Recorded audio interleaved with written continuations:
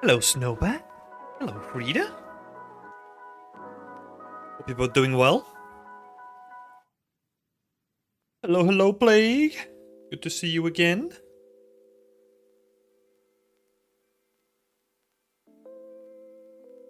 Just chilling in the background here. Just also realized that my desk is a freaking mess, so... Let's see. Yeah, I hope everyone is doing well. We're gonna get started here in just a second. We're gonna be looking at a whole bunch of people. Quiet down the music a little bit. There we go. Got a whole bunch of people today, which is lovely. Hey, Adam is in the chat as well. Hi, Adam. Hope you're doing well, buddy. Let's switch it over. Oh, don't have to fix anything. Look at that. Probably a first. This one instead. Nah, let's do this one. Turn up the bass. Oh. Raj is here in chat. I thought it would never happen. I thought the moment I would never get up to this point in my life. But it has happened. It has happened, people. I don't think what I'm about to say is gonna even make sense to a lot of people. And to the people it does make sense, they're not gonna believe it anyway. But I actually had lunch with Raj today. I thought it was never gonna happen, but it happened way sooner than I could ever imagine it to be. It was lovely.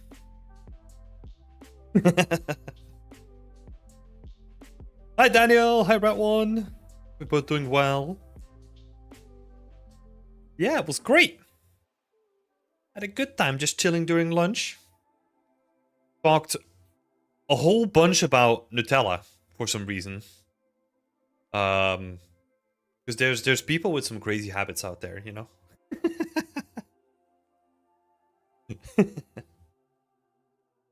So you're saying that wasn't me?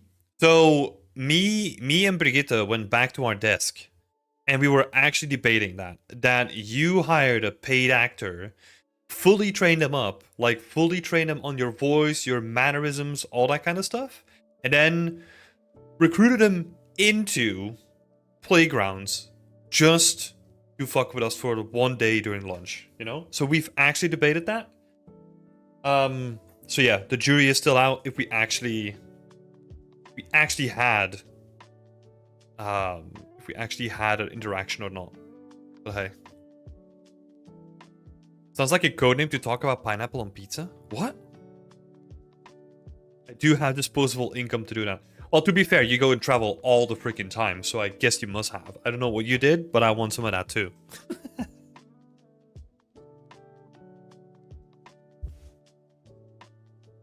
Yeah, it was lovely to meet you. And hopefully we'll be in like the same studio soon. Be awesome. Nutella and romance, exactly. Hello, Helena. Good to see you here. Welcome, welcome. I'm gonna be looking at your work today. No stress.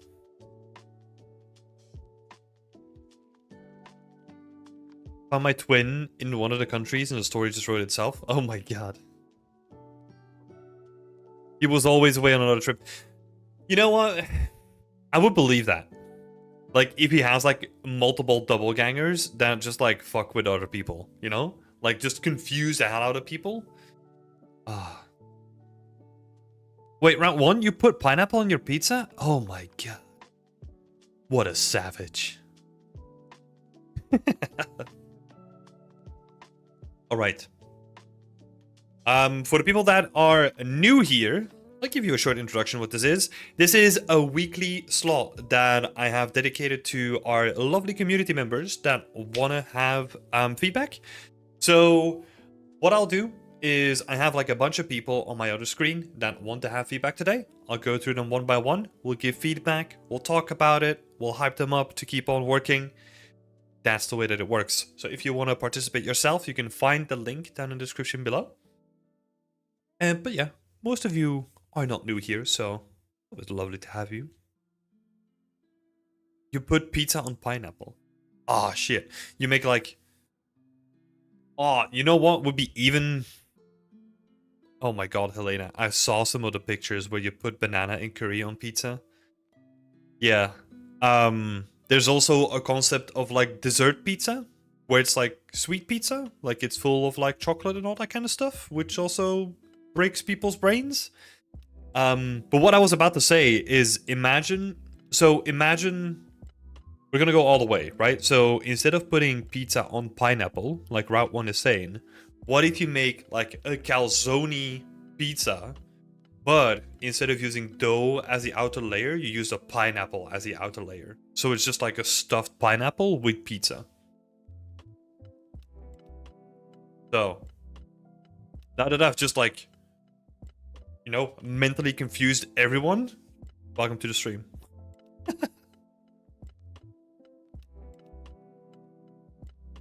Yeah, every place has like its weird thing to put on pizza. I'm not sure what Belgium actually does. There must be some weird thing that we put on pizza. That is so cursed. Red Hot Mama's in town does Nutella pizza, just saying. Okay. I mean, I think I've had them before. It's just...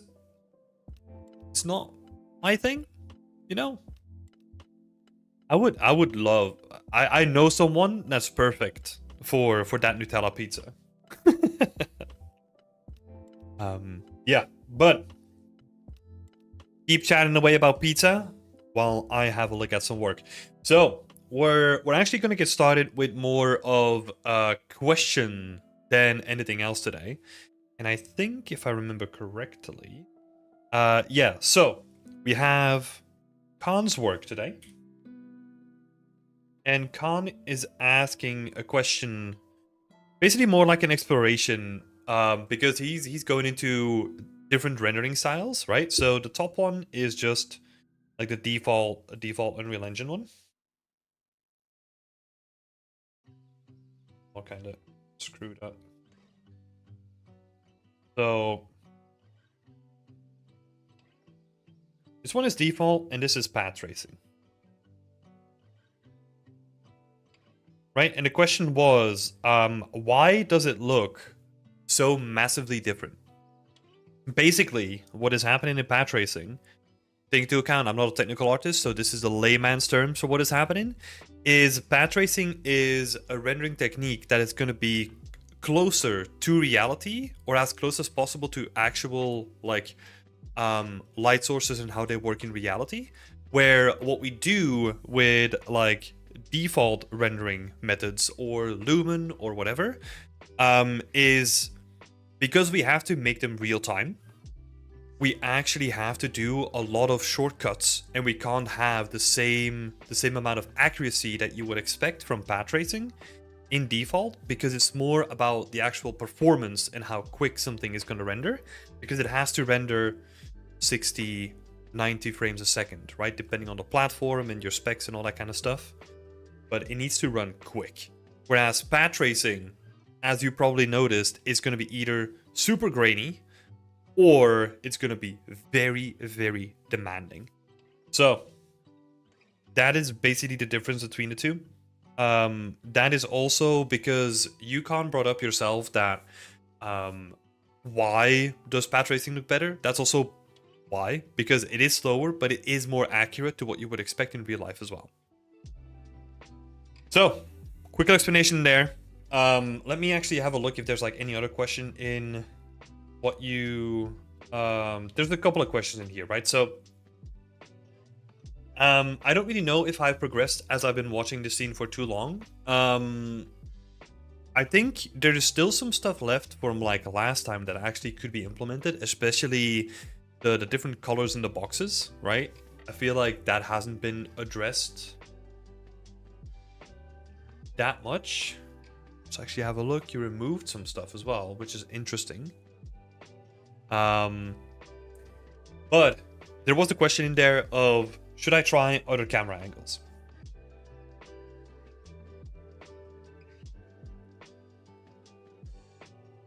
And deducting from what you said, right?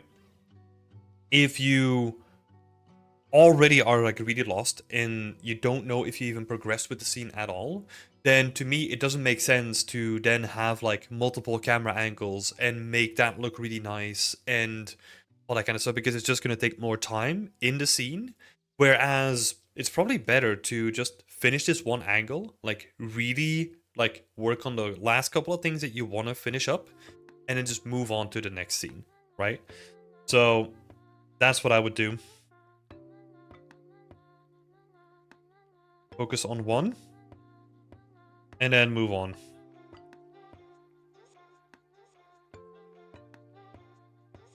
Because honestly, what is going to happen whenever you pick like a secondary camera angle, right? Unless you do like a detailed shot, but I don't know if your assets like are going to hold up like under scrutiny from like really close up shots. So I would just say move on. Or if you can find some spots where you can do like detail shots that look quite nice, you can do those too. But I wouldn't make like a new camera angle where you have to set dress like a whole new area, maybe make like a couple new props, because it is still the same scene, right? I would just like move on to the next thing, honestly.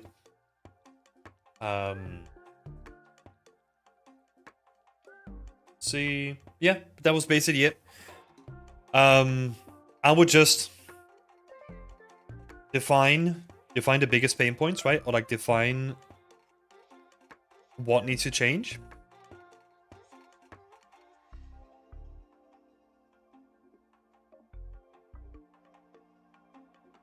Define what needs to improve, and then turn that into a list. And once you work down that list, that's when the project is done, right? And the way that you get to define what you need to improve is basically just looking at like inspiration and references, right? Especially looking at the main concept that you used already. Like, are there things that you think you're missing? Compare the two, and then see if you can push it closer to that. That's about it. So yeah. I think some of the things that we talked about last time are still relevant, like I said too. So it's worth like going back to that as well. Yeah, a little short explanation on different rendering options. So best of luck, Con. And then we're gonna move on to like another short one from Sophie. I basically just want to have this on screen so that you can see like the progress that has been made since last time. Because most of the things that Sophie is currently wondering about is actually already discussed in like troubleshooting, right? So we've already like gone a little bit back and forth, and there is like progress there. Let's see, but it was basically a question about this screenshot in particular, which might be something that a lot of people are running into at a certain point. And it's this edge if you use the 45-degree bevel on a trim sheet. So this basically comes from like, let's call it a paper, right? Or like an explainer about the workflow that they used on Sunset Overdrive. It's called the Ultimate Trim Technique. If someone is really interested in how that works and how to set it up, that's probably just the resource that you want to go to. But what it basically comes down to is, whenever you're making a trim sheet, right? We try to map like the full side of like a plane to a trim, but usually that doesn't really work with like edges like this, right? Because you can see it even in here that the edge transition from like the side surface to the top surface doesn't really work well. So instead of, there's basically two options, right? What you could do is actually have like a physical bevel, right? So this would be geometry that you have, so that you can kind of build like a little bit of a transition between the two. And then your trim sheet is basically going to be coming over and kind of meeting the other section of the trim sheet in the middle. So that could be one way. However, this will get quite expensive, right? Because you're adding bevels to basically every surface. So instead, what we do here is we turn that into a texture instead, right? So what we're doing is we're taking the high poly from the trim sheet. Imagine if we're looking down at the left or the right side of the trim sheet, right? So instead of having like a section of the trim sheet that is going to be like a little block, right? And then you have like a little section of the trim sheet here, section of the trim sheet here, and so on, right? And then what you would do is you bake that down onto a plane going from the top. Instead, what we're going to be doing when it comes to this 45-degree angle technique is every time there is the edge of a trim, we're cutting off like 45 degrees and we're baking that flat down to the plane again, right? Like we normally would. So nothing really changes there. What this is going to do, it's going to ingrain like this edge detail into the texture. It's going to be baked into the texture, so we don't have to then go in and like add a bevel to compensate for not having any edge information, right? So why are we seeing this here then? Because Sophie is using the technique correctly, right? But we need to make 100% sure that a couple of things work, right? So if we're using this technique, we need to make sure that, first of all, the edges are 45 degrees. And also, more importantly, that the normal detail, that the normal information also translates to 45 degrees as well. And this is where a lot of people go wrong, because they think that if they bake down, well, to be fair, it's a normal assumption to make. Like if you bake down a 45-degree angle, that the normal that comes out of it is also 45 degrees as well. But there are differences in bakers and primarily like how bakers interpret like different normal data, right? So it might not be 100% correct. And I think this might even be like reflected in the explanation in the ultimate trim technique as well.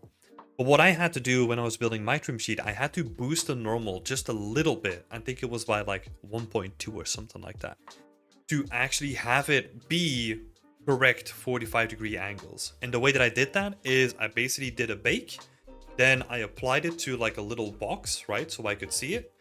And then whenever there was like a split between the surfaces, so like we can see it here, I would then try like different values and kind of see what gets me closer to that edge or not. And for me, that was like 1.2 going from Substance Painter, right? I don't know if that is going to be the same for everyone. I don't know if that's fixed in like a more recent update, because I'm running an old as shit like version of it. So take that into account. But basically, we need to make sure that like this normal information also is reflective of that 45-degree angle too. And out of the way. Secondly, we need to make sure that if we do a sculpt pass on it, because we want to make it like nice and damaged, right? That we don't damage this underlying 45-degree transition too much. Because what can happen is that you do a sculpt pass and then you basically like warp the normal information and then we're breaking the seams again, right? So we need to do a sculpt pass, but keeping in mind like this area. So the way that we could do that, and there's always going to be like a give and take when you do this, right?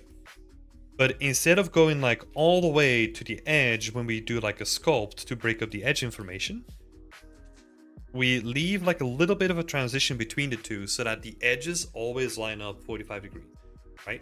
So you're not doing like you're not sculpting on the full bevel, but you're leaving like a little bit of wiggle room when it comes to the final edges as well.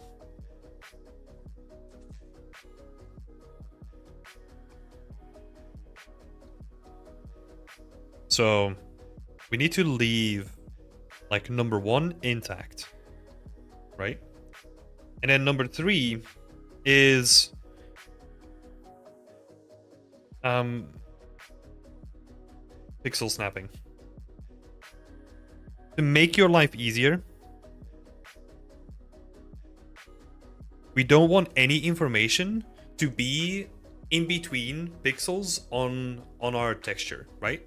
So think about it in this way, where like, I'm just gonna name some random numbers, but let's say you have a 1K map, so like 1024 by 1024. You should always try to have your different trim sections on a dimension that makes sense. So for example, if you have the width of your trim sheet, try to snap that to 64 pixels, for example, or 128. Like, always think in like numbers of 2, because it makes life so much easier, right? But what this is going to do is that it's going to ensure that all the data is going to be correct, and that we're not dealing with like any aliasing between like the different pixels. Plus also, it makes snapping, once you're actually doing your UVs, like way easier as well. So it makes your life way easier, because we're trying to be as accurate as possible, right? Especially when we're snapping like different trims to certain areas. And this is the way to do that. So a couple of things in here to hopefully help you get rid of some of that information that is currently looking a little bit off. Some, like, maybe a last thing to check is also your AO, right? Because it kind of looks like it's getting darker as well. I'm gonna add like a fourth like bonus point. Check your AO texture as well.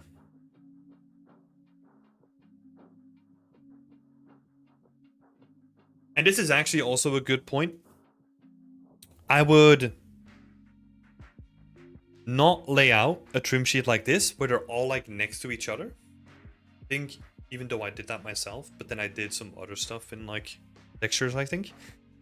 Because then we're introducing like a lot of ambient occlusion where these sections are gonna meet, right? Like these crevices, there's gonna be a lot of AO. Again, we need to make sure that the transitions kind of work, right, between like the side face and the top surface. So if we then have like an AO like on that little edge, that's gonna look weird, right? So we don't want that information to be there. So the best way to do that is just to separate all the planks, like give them like random heights, so that the AO of one plank doesn't affect like the AO of another one. So give them a lot of spacing. Yeah. I hope that helps, Sophie. Just a little bit of a deep dive into how to make those 45-degree angles work. Hopefully that helps you out. In the meantime, if there's other people in the chat that are kind of wondering, like, hey, how do you do this or how do you do that? Feel free to ask away as well. I would love to answer some questions as well. It can be anything, really. It can be technical, about the industry. Like anything that can help you out. Yeah, thanks so much for posting that, Sophie. Again, I know that you're working on this right now, but best of luck. Let's jump back to work in progress.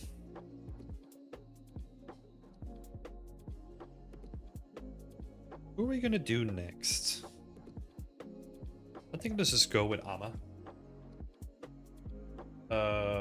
Oh. Did Ama... Oh no, it's there. Fine. Ama has a few questions for us. Does the glyph in the background need more attention? That is the first question over here. Number one. Glyph in the background need more attention? I don't think so. Honestly, all you're trying to do is kind of have like a large volume that you can control like the background with a little bit, right? I would potentially bring these guys up a little bit, because now what is happening is they're all like on the same line and it kind of looks weird. What I kind of want to see is having like a big guy in the foreground right? And then having like a maybe like a smaller guy down here, and then maybe like a really tiny one down here, right? So that we get like a little bit of a separation between the different layers of depth, right? So I don't think it needs more attention.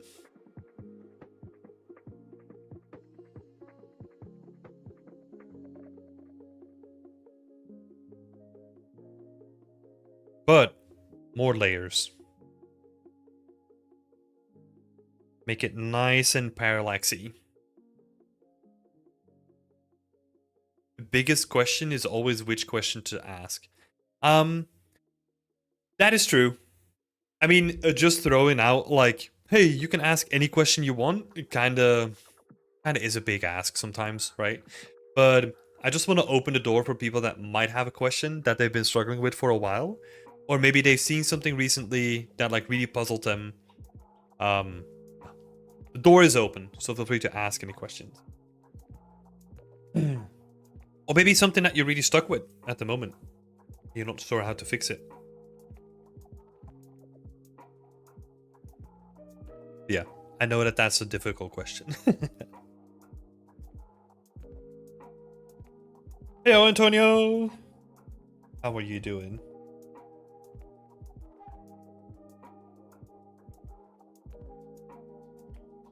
Mozart. That is a great question. 35 people watching and just 6 likes? How dare you all?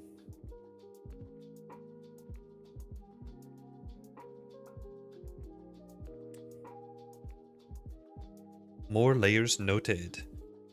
Yeah. Cool. So, what do you think of the stone textures? So, stone textures, number 2.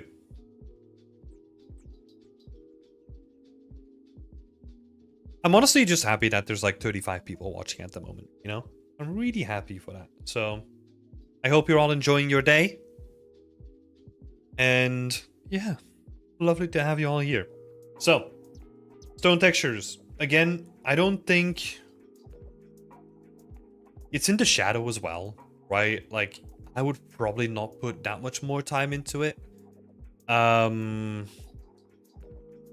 think it's just nice.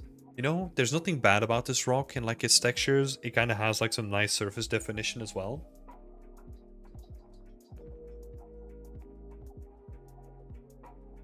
Yeah, I don't really think so. Like the only thing that I could potentially think of is making like more use of like the foreground, right? So that you, or like the layering of the different rocks as well. So you could have like a bigger rock, maybe like a tiny rock, and then maybe some like, I don't know, some pebbles in the foreground. Just to have like big, medium, small. Right? You always want to, whenever you're making anything, you kind of want to think about that layering. I can see that you already done it, right? Because there's like a middle rock over here, like a medium rock. Yeah. Have to keep that in mind. I don't think that the textures need to. I think the textures are great, right? Like sometimes one of the benefits of having like a clearly defined focal point and not like diverting your attention away to something else is that you can kind of cheat by not having to spend too much like time on it, right? So the way that you're approaching it now, like let's say if you turn the sun around and like we're having like full sun on this like big stone, then it would potentially be a different answer, right? But right now, I think it's good. So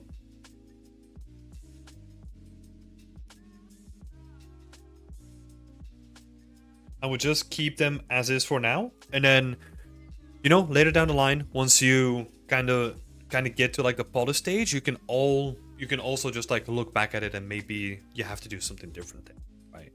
But yeah.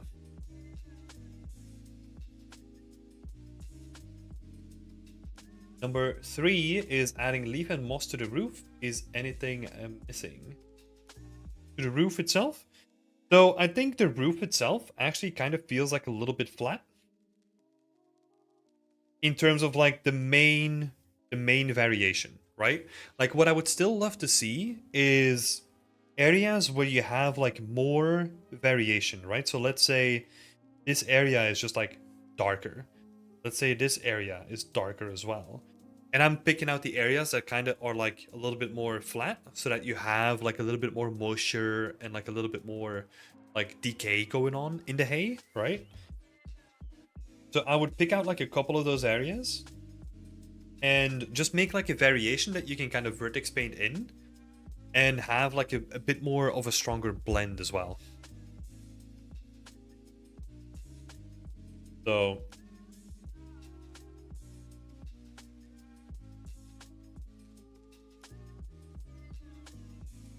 maybe what you could look into as well, instead of only doing the colors, you could then also look into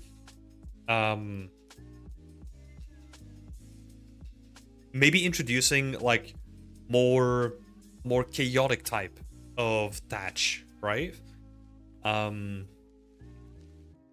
Instead of just having the same texture that's just a different color, maybe you could introduce like patches that are just like more chaotic, like almost like birds try to nest there and like the guy downstairs is like chasing them away like during the day, like get off my roof, stupid birds, that kind of stuff, right?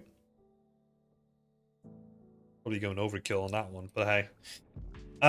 So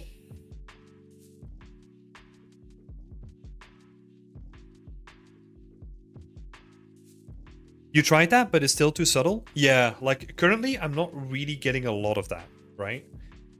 I think what you could do is maybe let's have a look here. Yeah, I'm not really getting like any sort of variation, right? I think the base texture that you have works really well though, right? And there is like enough variation in the base texture. It's just the bigger difference that we're kind of missing, the bigger variation.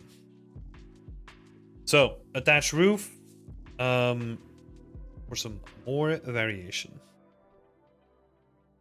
for sure. Can definitely use that.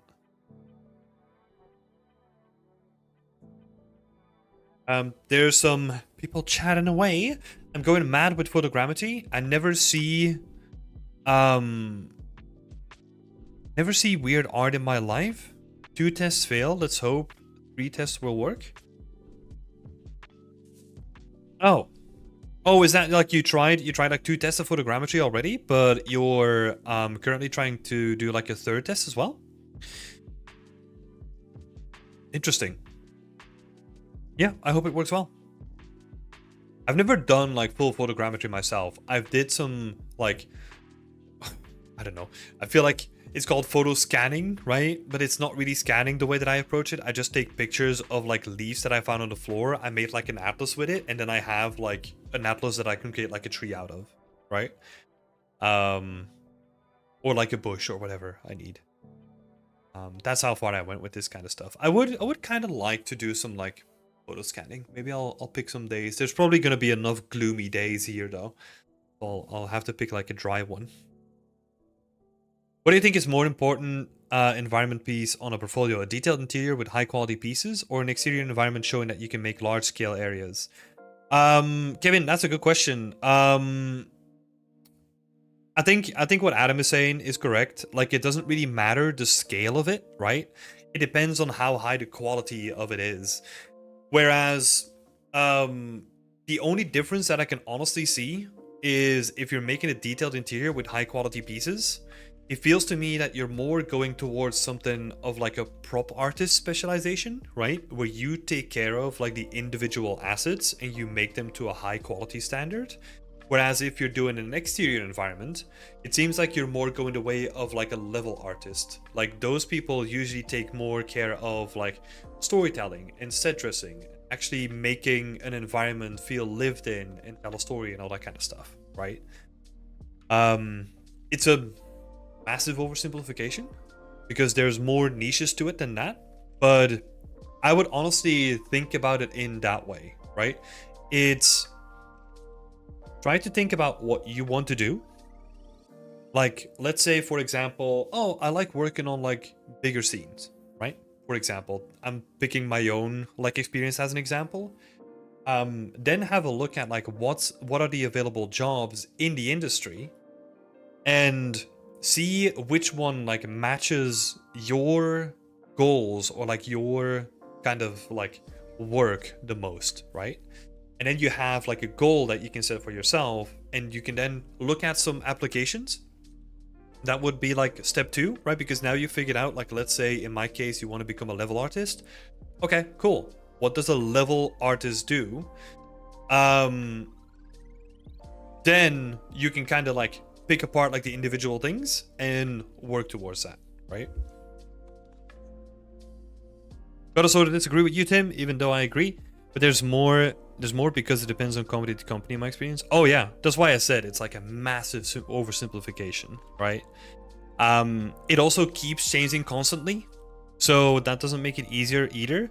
That's why I would give the recommendation to look at like applications, and honestly even compare multiple applications from different studios to see which are like the overlapping um the overlapping attributes or skills that you would need. Yeah, because I mean there's definitely way more to it. So yeah, I hope that helps. Justin is asking, how would studios tackle textures like the roof? Is it like an opacity used for this kind of detail? How do they optimize this in game? Translucents are pretty expensive, or is it a trick on the eye using AO? So when it comes to this, like not the entire roof is gonna be opacity, right? The way that you would optimize this is you take your core volume. Well, let's say you have like your this guy, right?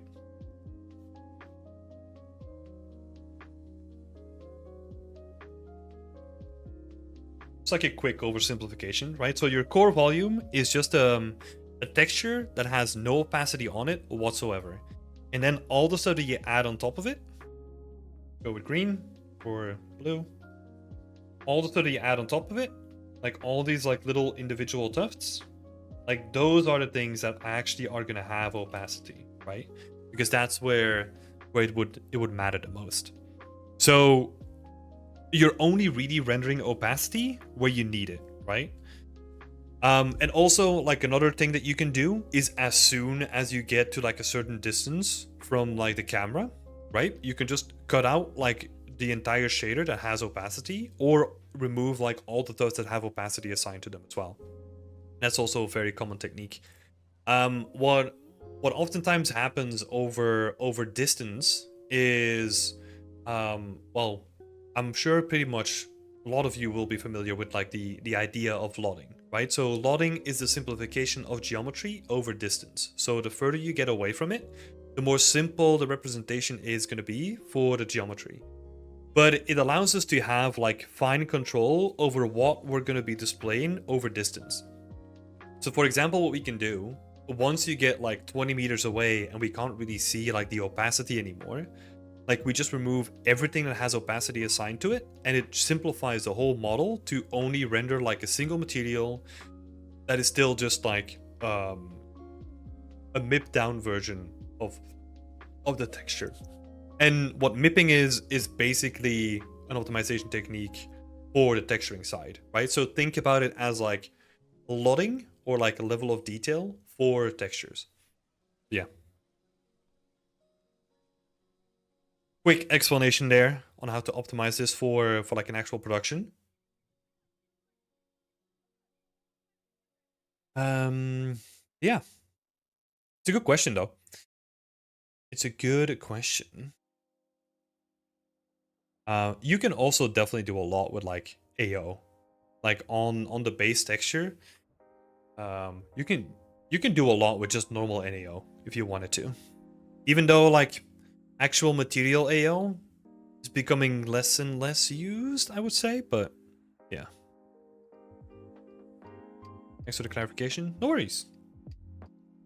No worries. Thanks so much for the questions. I'm gonna finish up the last section here, and then we'll dive into the question from Paul as well. So, number 4 from Ama. Let's see. Trying to ground the scene as well, adding rocks and mixing the textures. Any tips on how to make the ground look more natural? I think oftentimes when it comes to making the ground look more natural is thinking about like how people would interact with it and then trying to display that in a certain way, right? So for example, if you have a pathway, instead of having it like almost flush with the rest of the floor, like try to just like bend it down just a little bit, right? You're already doing like a little bit of that, but you kind of want to have like a little bit of like a hill so that you have the feeling of like, oh, there's actually some movement happening, right? Like this person has been living here for a long time, and you can kind of see that by like the dirt that has been stamped down over time. And have the grass like come up a little bit. That kind of stuff helps a lot. Also, footprints. They do a lot of, I feel like they're like a magic tool. They're like a magic tool to just add like a sense of believability to the environment as well. So yeah, footprints, a little bit more of landscape magic, right? That's the first point that I brought up.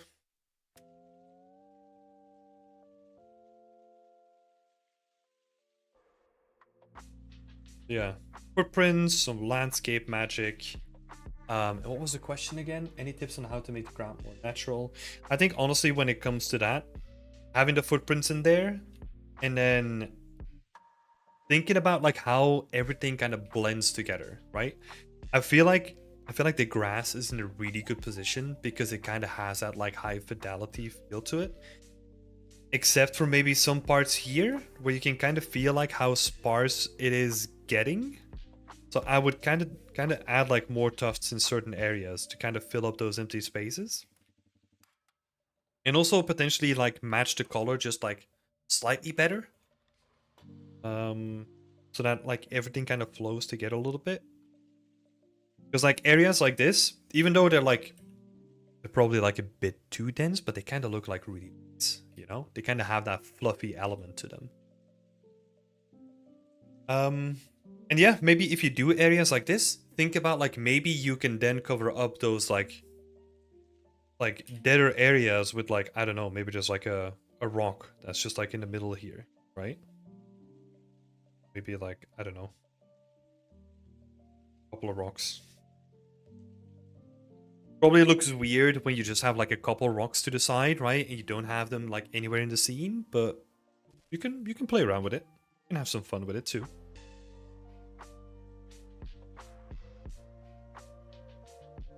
So yeah.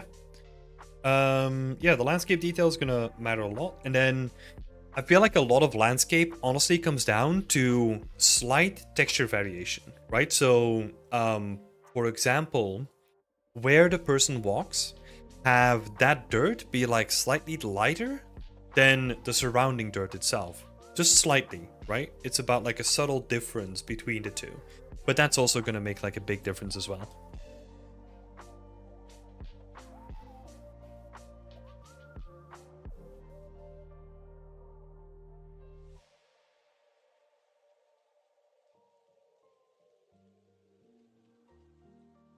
Yeah. There's some tips to make your landscapes feel a little bit more realistic. But yeah, like I was saying, it's looking really good so far, Emma. I think the last question that you had is just like, what do you think of the orange? The orange is a weird one. I feel like right now the orange is huh. It's weird, right? Because it kind of feels like the orange needs a lot of love because it's the only thing in the scene that kind of feels more stylized than the rest of it. I feel like you're pushing all the rest of it to like a more realistic perspective, and then the orange kind of feels like very uniform, very stylized in the way that it's done, right? I would have a look at. This is going to be interesting, right? Because you don't want it to look rotten, you don't want it to be spoiled or anything like that. But I kind of want to see some sort of aging when it comes to like, oh, it's been there for a while, right? Especially on the bottom side. But the way that you're gonna do that, that's gonna be really interesting. So I would definitely look at some references. On the top of my head, I don't really know what to do with that. Maybe you can introduce like some sun bleaching when it comes to like the outer peel or something like that. But yeah, I think that's gonna be like a fun challenge for you to figure out. But my notes there is just that it feels like the rest of it is like going towards like realism, and like the orange itself kind of feels out of place because it is more simplified. So yeah, that would be my last bit of feedback for you, Amma. Thanks so much for showing this off again. Awesome work. I love what you're doing with this. It's really making some nice progress. And I feel like it's also like already better than your last project as well. Like the details that you're going into, like the attention that you're paying to like everything. It's really going in the right direction. Yeah, I felt like something was wrong about it, looking at lots of giant pumpkins, but I'm gonna do some more investigations.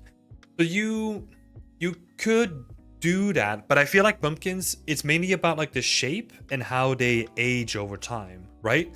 So I would look at like an orange and kind of see like how it ages over time, and see maybe there's some interesting like age differences that you can like integrate, and then maybe also try to bring back the shape a little bit more, because I feel like it's kind of been smushed and squished where it kind of lost like its shape of actually feeling like it's an orange rather than this blob that, well, to be fair, like if you zoom into it, I was looking from a distance.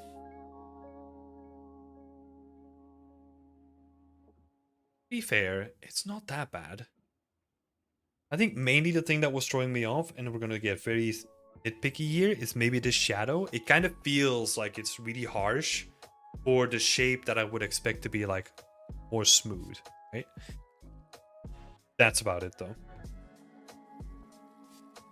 It's an interesting challenge though, that's for sure. So I would say best of luck. I'm looking forward to more updates on this.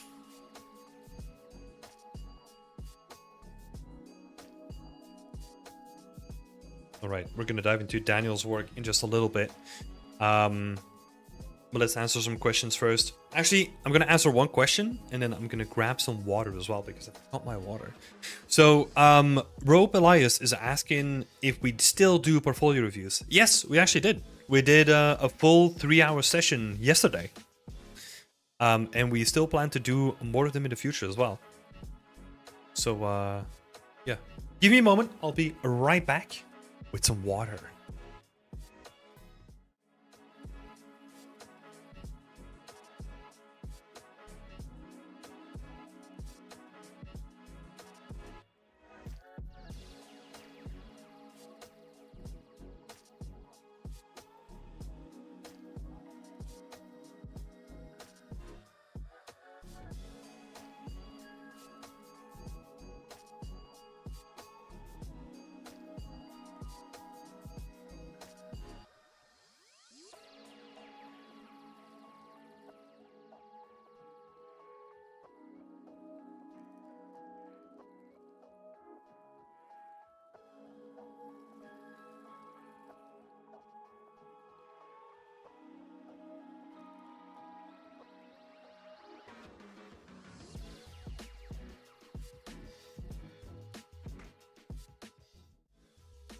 All right, we're back. Yeah.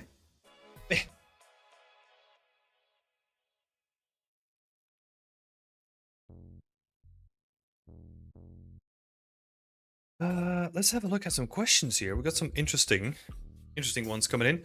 Hi, Irfan. Welcome. Thanks for the feedback. Freelancing.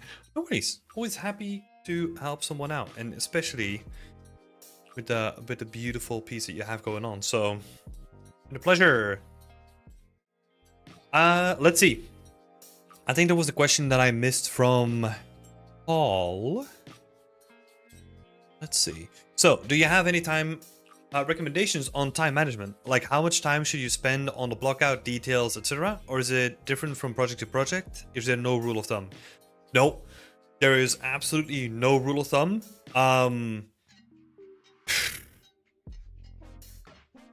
It also depends on when you feel you're ready to transition to the next phase. I'll be honest, like, I did my blockouts always really, really quick. Like, I'm talking about like an hour or two, and then I would be like, okay, cool. Time to get more detail into this sucker. That also meant that I had to change my blockouts and like the scene over time a little bit as I was exploring it more. So there is something wrong going in that equation as well, right? So keep that in mind. I just want to be really transparent about that too. But that's also the way that I enjoy working. Like, I know that the stereotypical advice is work on a block out for X amount of time until you know that your fundamentals are strong and that you have a good composition, a good focal point, all that kind of stuff. I'm impatient. I could never do that. And I happily pay the price for having to redo or like massively change my scene later down the line. I was more than happy to do that because I love that stuff. So it never really bothered me. But it's basically whenever you're ready to move to the next phase. That's about it. And I can guarantee you one thing, you're gonna get better at it over time and the more you do it. So one bit of advice that I can give is do shorter projects because they allow you to figure that stuff out like way quicker than long projects do. So yeah, it's not really a recommendation on time management, but in a roundabout way, it kind of is. Just make smaller projects because you're gonna find out like how to optimize your time way quicker in those than any big project does.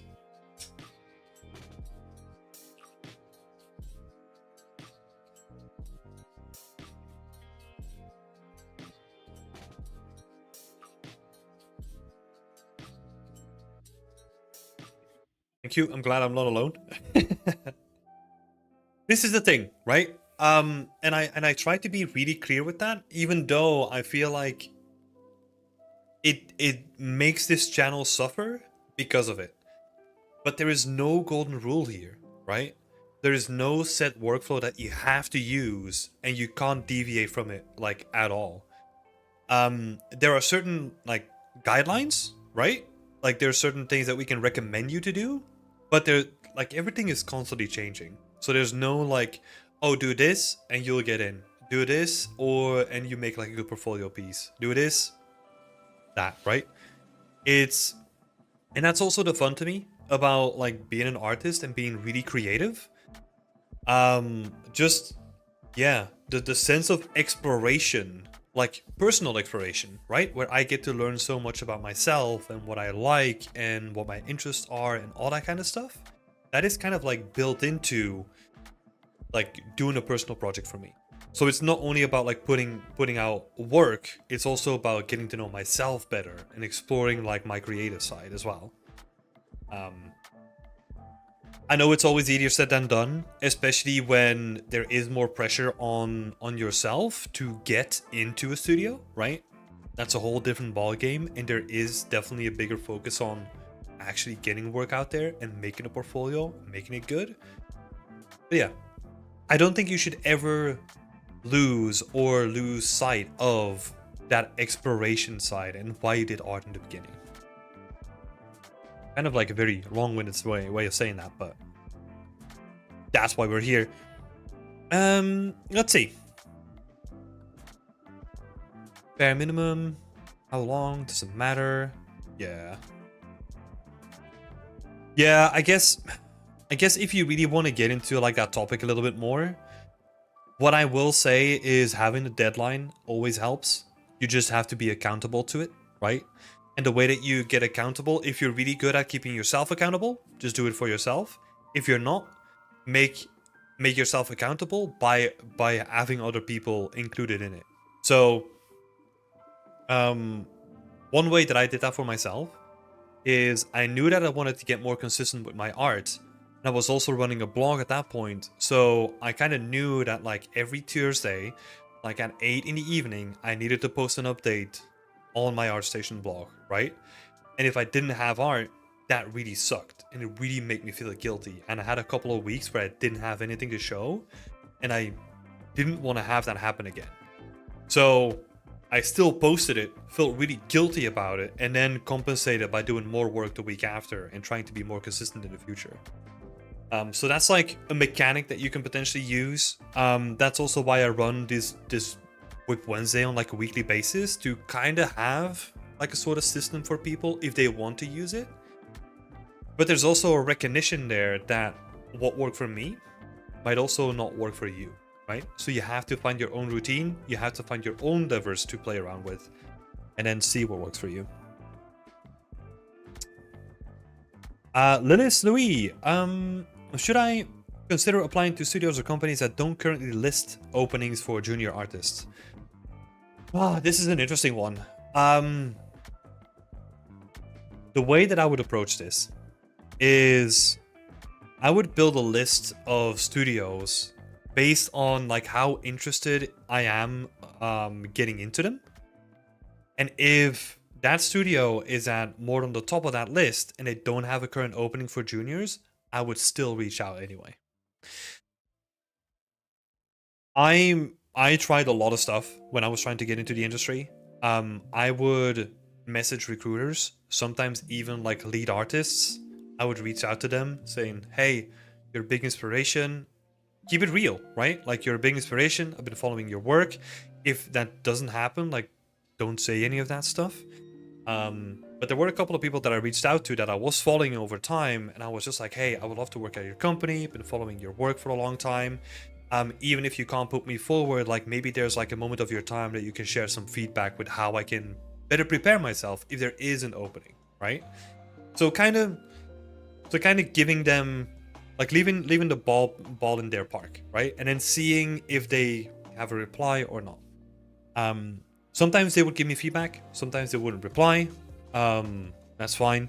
Don't have any expectations when it comes to that stuff. But yeah, sometimes they also have like a speculative application on their website. If they do, I would definitely fill that out. If there's no speculative application, you really want to get in that studio, I would think, okay, here's the way. I would think about like more unconventional ways of still trying to find out if there are jobs available. That sounds like really shady now that I think about it. But like, I was talking about like my example that I had before, right? Like, maybe you could reach out to a person that works for that studio. You know? Just send them like a friendly email. Like, thank them for their time. Be really patient with them, and maybe they'll reply. You never know.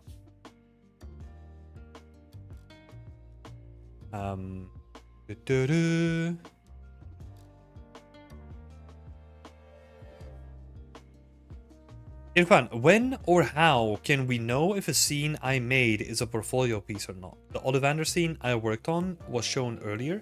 I think we still need to have a look at that, right? Oh, no, that's where we did like the comparison between renders. I thought I could make it a portfolio piece, but now that I look at it, it's not. I know that it's not. Yeah, what Adam is saying is that you get to decide what you put on your portfolio.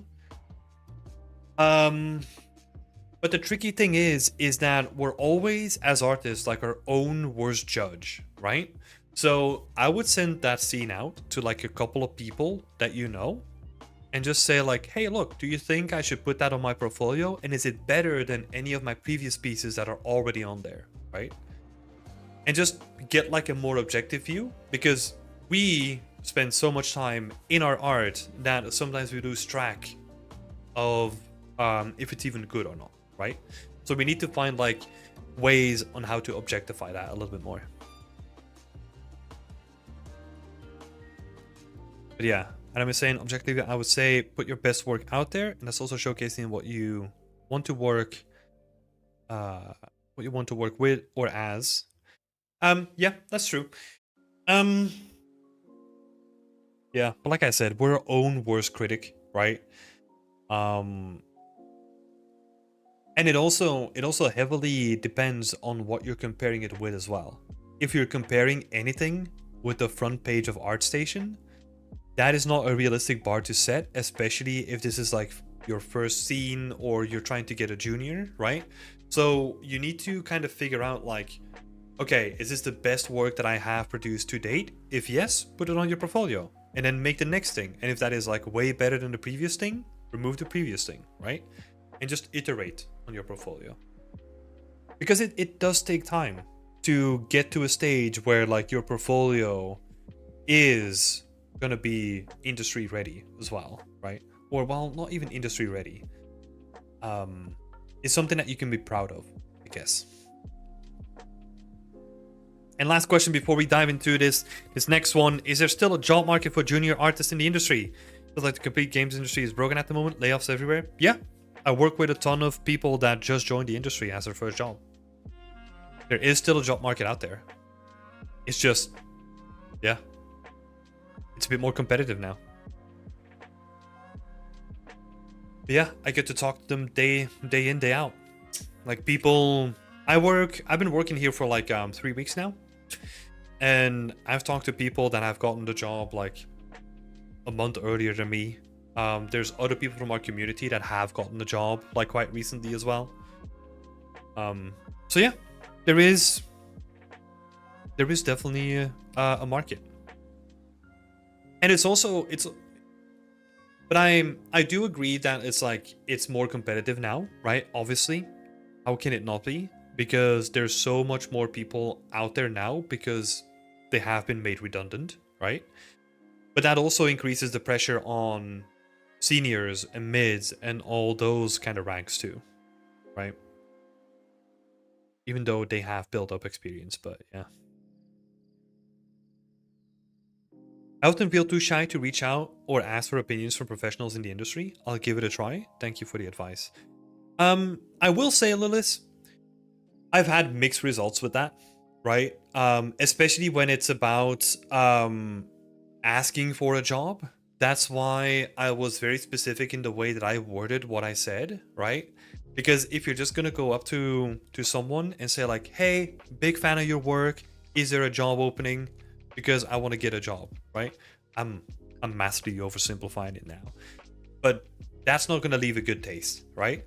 So that's why I was very specific with saying like, "Hey, massive fan of your work. I would love to be able to join your studio whenever they have openings. But if there's no current openings at the moment, I would also love if you have like a little bit of time to give me feedback on how to better prepare for if it does become an option," right? So you're not putting them into like this black and white situation where they kind of have to reply on giving you a job or not, right?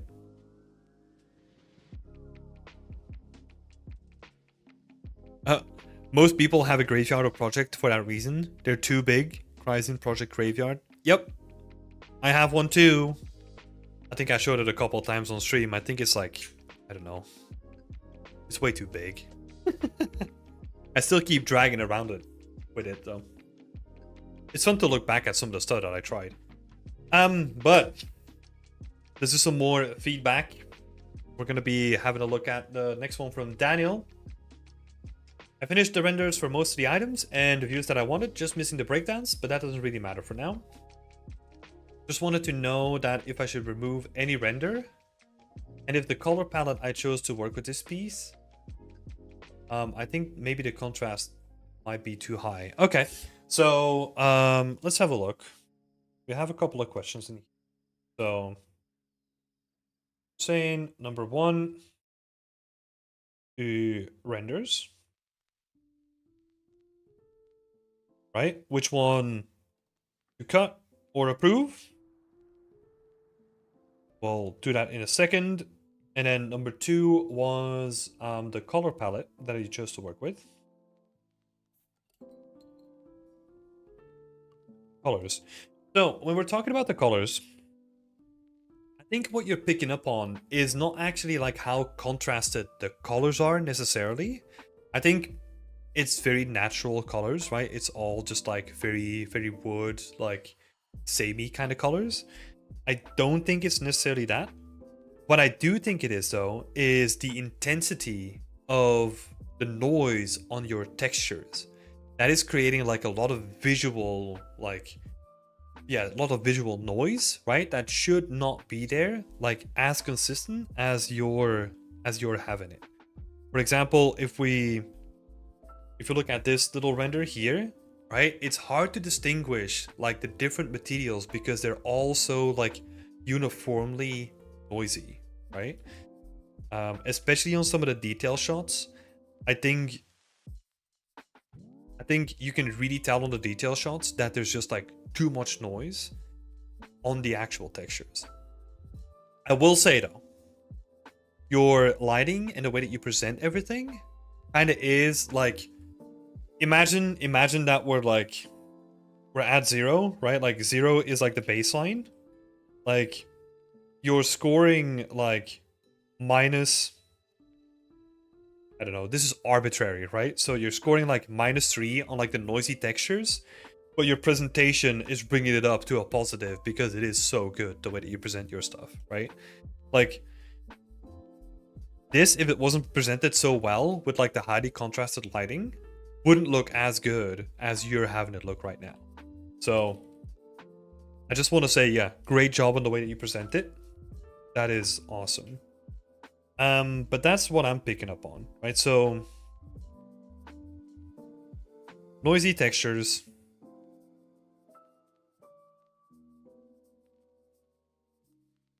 I think that's the main issue. And just like the intensity of the normal map as well has something to do with that too.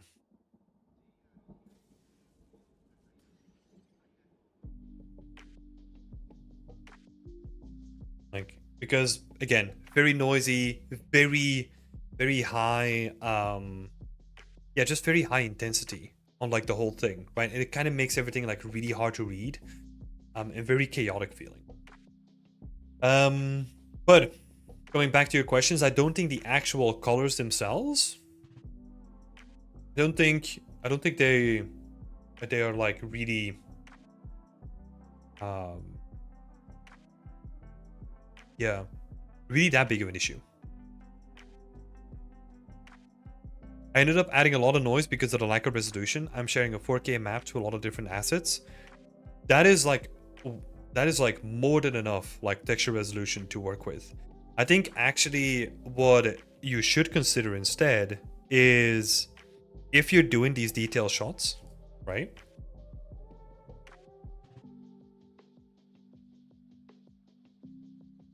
Like for example, like this guy or this guy is actually having a look at the way that you're trying to produce them, right? So what I will say on some of these, especially if we zoom in, right, we make it full screen, is you have a lot of hard edges because I don't think you bake these down, right?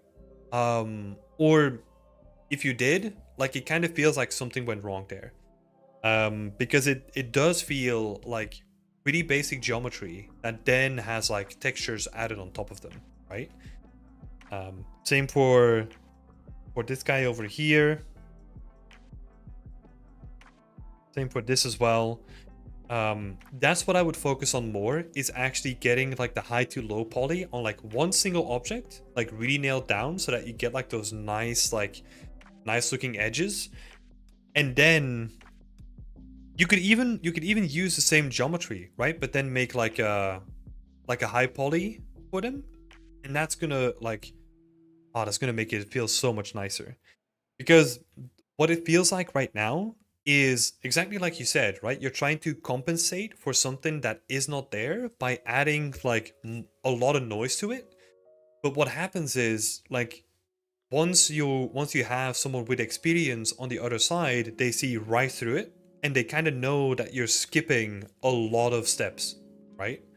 And that is never a good look on a portfolio, right? Because if you're skipping steps, then what I would expected you to do is add more geometry, right? It's not an ideal situation still, right? Because you would have to add like quite a lot of geometry, but at least we would have smooth edges going on, right? And that would break up like the harsh edges that we have right now. So yeah, if you're, this is a very tricky thing to like understand, right? Or like try to navigate, is how and when to cut corners. Yeah. Yeah. You gotta be careful with these detail shots, because I think most of the other shots are actually like really good. Like this overall shot actually works really well. But I think because you're presenting it from such a close-up angle, and again, like other people are saying in the chat as well, lighting is on point, right? It is saving a lot of, like, especially like this render over here. I like it so much. But yeah, it's still not enough to cover up for like the shortcuts that you took. So I'm gonna add a warning here. Be careful with shortcuts, right?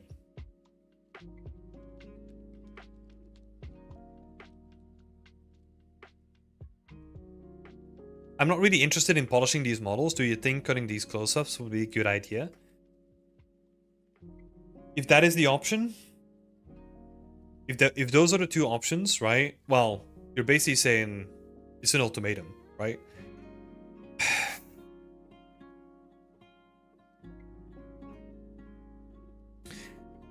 What I would do, you think about this for a second. It is going to depend on how you laid them out and how you did your UVs. Because if you might just be able to get away with adding a bevel to, for example, this bag, right? Adding a bevel to like the most important edges, and then maybe doing a little bit more with the geometry so that you have like a couple of curves, but like nothing where you have to change the actual texturing. Like, I think that is still worth doing it. But yeah. That's the whole job. Polish the 3D object to make the texture look good. I see what you're saying. If you want to become a prop artist, it definitely is, right? But I'll be honest, I've never done like a single individual prop that looked like really high quality ever. Because it didn't interest me, right? So for me, it was more about like the bigger picture, telling stories, all that kind of stuff.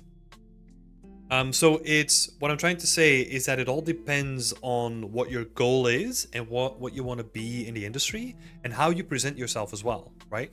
So for example, for more applicable advice, Daniel, if you have like lots of close-ups, right, then you need to make them look good.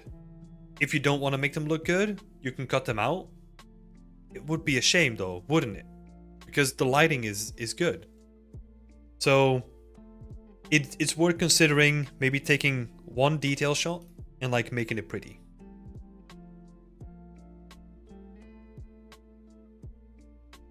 I didn't create those assets to have close-ups anyway, so lack of vision. That's fine. That's fine. It just depends. You always have options, right? You always have options. So you could still say like, hey, look, I think this is not good enough for the quality bar that I want to set for myself. Don't do the close-up shots. And yeah, it's a lesson learned, right? And you can take that lesson to like the next thing that you create. So it's not bad. So in that same vein, let's have a look at the renders, right? So let's assume that we're cutting out like all these guys. I think you're left with the good ones anyway. I would maybe have a look.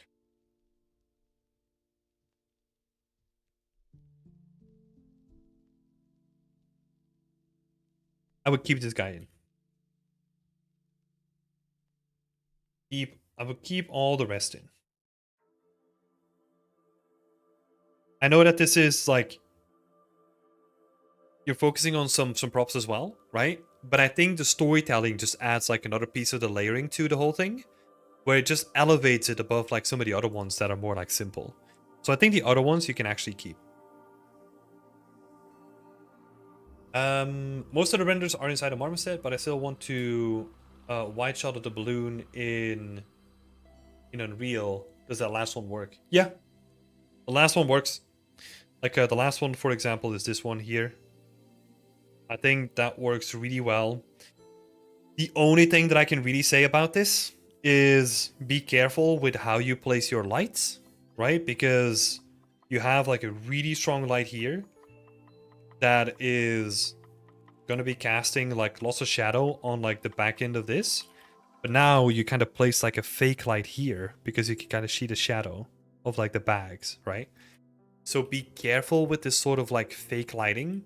Try to have it like a little bit more subtle. Or think about the way that you want to present that, right? Because right now it really feels like there's just like a fake light kind of floating like midair.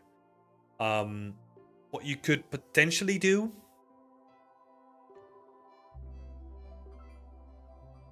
yeah, I don't know. What I was gonna say is maybe have like a mechanism where you can see like fire, right? And then you have like a light source that you can kind of use to light up the balloon itself with. But that's more, it's more work, right? Yeah, I think you can keep it. It is just like a nice mood shot though. I think with a couple of tweaks to the lighting, I think it's definitely a good shot. For an asset like this, I would definitely polish them up, take out great potential. Partially because, in my opinion, there's a little diorama for a prop artist. Yeah, yeah. Yeah, I think that's why this one here, right? You're still showcasing like storytelling and all that stuff. That's why I would keep that one as well. Could experiment with lighting channels as well, or disable cast shadow as a test for that support light. That's true. Yeah. You could disable like shadow casting and then just have it more like a fill light that doesn't cast any shadows. That's a good shout. But yeah, lovely to see this. Love the presentation. Um, yeah, there's a couple of quick wins that you could do by adding just like getting rid of like the straight sections, right? Just adding like a little bit of a curvature in there. What that literally would mean, depending on what you would use, is you don't have to go back to the texturing, but you just select like a couple of vertices, you toggle on soft select, and you just like make it crooked, right? You do like a pass on that on the whole thing, especially on the more straight sections, right? Where you have like these like very straight flat surfaces and kind of just add like a little bit of like denting and all that kind of stuff to it. Could be like the final touch that is going to take you like 10 minutes, right? And it's going to elevate it a little bit as well. And also the basket, right? I'm imagining that the basket kind of like the middle is kind of like sagging through so that it's not just like a straight platform, but like the platform is giving weight to like the whole thing. Couple of last tips. But yeah, thanks for showing it, Daniel. Lovely progress. Awesome work. Nearly there. I know you put in like a lot of work, so yeah, good job. Let's see if we have like a couple more questions here. I think Liz had a question. In your opinion, what should be included in the breakdown of your work for portfolio? Texture map, wireframes, polycounts. Thanks. If you want like more in-depth stuff about this, right? Like have a look at yesterday's portfolio review. We basically go over like all the breakdowns and stuff. But in general, texture maps, wireframes, polycounts, and depending on what you want to do, like maybe also material showcases, like basically showing off like anything that you did. When it comes to like any more technical Unreal Engine work, try to have like small videos where you showcase like what you did in the shader, for example, and then have the shader like visually. Yeah. In general, that's it. Texture maps, wireframes, and polycounts.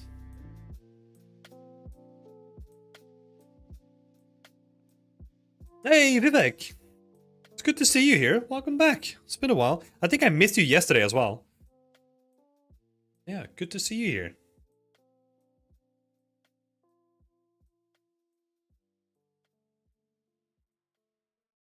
All right. Time to look at Thomas's work. Where is Thomas in the list? There he is. I worked on the skylight, kept the mood of the scene, and blended it with the forest. This is a... Let's see. This is a massive improvement to where I last saw it, though. It's been a while since I've seen it, but it really has a lot of potential now. I like the green blue contrast with like the orange. It's very it's a color contrast that works, right? But I do really like that you've added in more like the green, like grimy, dirty color into it. I think it works really well, especially for the kind of style that you want to go for. Yeah.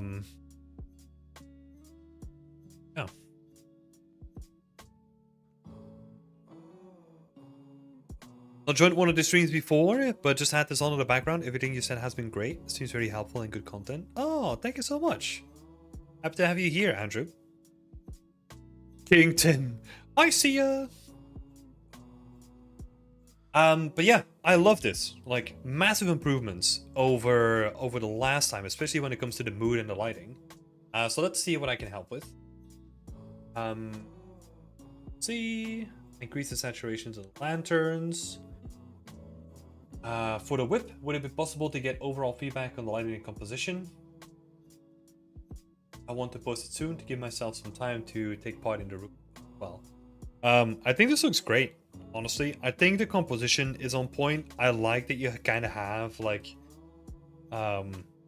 this slope going on that kind of keeps you inside of the frame on the left, and then you kind of have this boat that's kind of just like pointing you towards the door as well. Also, the contrast to the light works really well.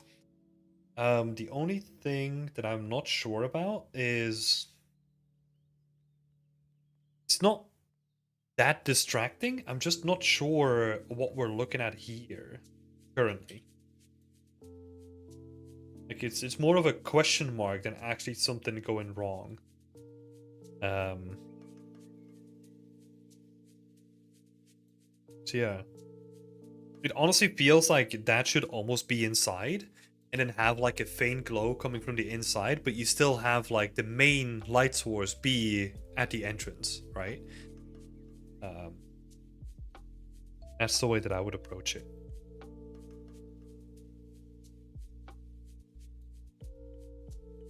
Oh, and also you're being like, I feel like you're being like a little too subtle with like the iconography of things, right? I remember us talking about like these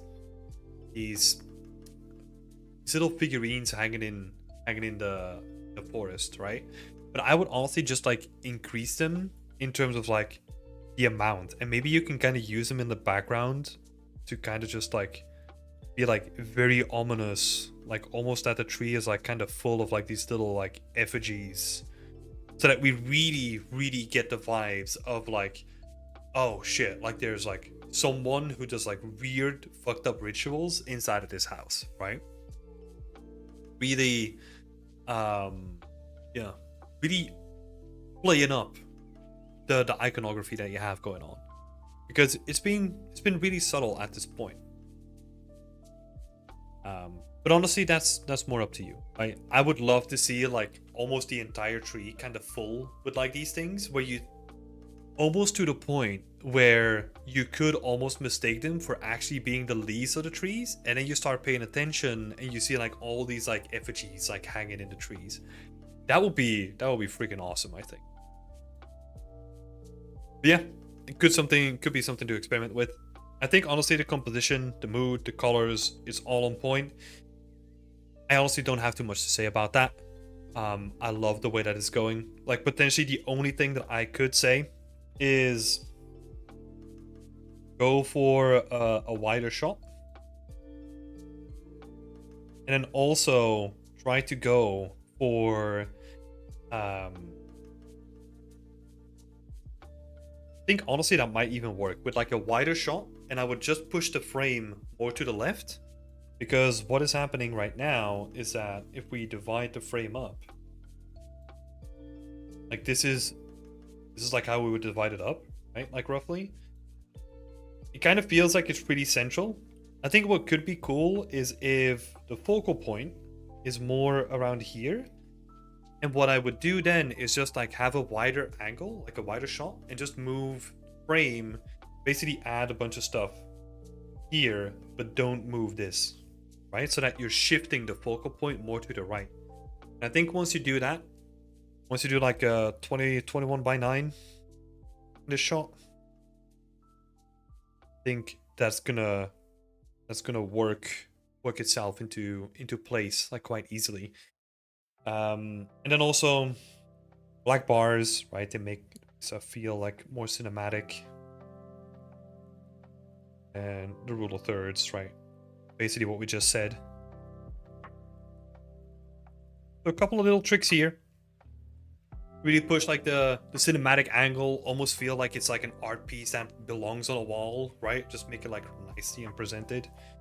Yeah, couple tips there, so I hope that helps, Thomas. Awesome work though, like not too much to say. I love the way that you've set it up already. Small little things here and there, but just looking forward to how this is going to come together. So awesome work, thanks for sharing it with us.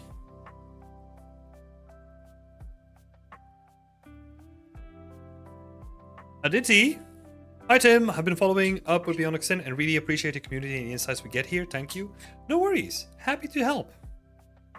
A smaller boat is gigantic, is it? I honestly didn't even pay attention to it. Let's have a quick look.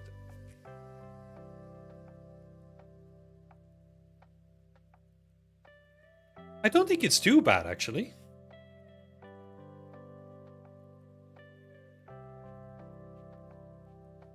It's not to a scale. Let me hide all this rubbish. It's not to a scale where I'm like, man, that scale is just like way off. It could just be like a longer boat. Yeah, I'm not seeing it.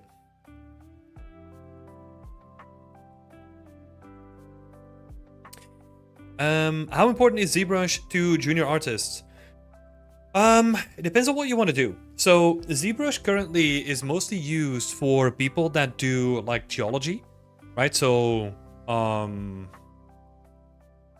yeah, rocks and all that kind of stuff. I think it is still somewhat usable for foliage as well, depending on the kind of studio and the work. And then honestly, like if the studio is more like soft surface based, right? Or I don't know, let's say you go for like a studio that is all about like very stylized sculpted work. Yeah, ZBrush is going to be really important to that. In general, I don't think it's that important to have it in your skill set, but it's just like a little nice plus that you can add to it, right? Where you can say like, hey, I took this model into ZBrush, kind of did like a quick damage pass on it. Honestly, I think in most cases that will be enough. I don't think that a lot of people, especially environment artists per se, apart from doing like specialization when it comes to rocks, are gonna have like an extensive knowledge about ZBrush at this point. Again, take everything that I say with a grain of salt, because it always comes down to the studio that you're applying to, right? If you're applying to Ubisoft, like ZBrush might not be that important.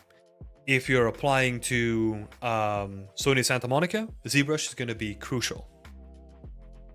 Yeah, exactly, like Route 1 is saying. But it's not like a necessity, right? Again, it depends on the studio, right? If it's Sony Santa Monica we're talking about, it is a necessity, and you're not getting in without ZBrush knowledge. Or like it's highly unlikely that you're going to get in, because everything is like heavily ZBrush based. Like with anything though, like I feel like with ZBrush, it kind of depends on the work that you want to do. And if your work is going to be more organic and more ZBrush based, then you're going to have ZBrush in your repertoire anyway, right? So I guess at that point it's kind of just like a natural extension of the skills that you're going to be picking up for the stuff that you want to do. If that makes sense. Yeah. See, I was saying about the previous piece that it looked amazing. I agree. It looks awesome. Especially seeing the difference between like the previous and the one that we got currently. Way better mood. Okay, let's jump on over to the next one. So we got Anchor here for feedback. Do the broken planks look appropriate or have I overdone it? No, I think that looks way better. Looks way better. Yeah, I like it. So, planks.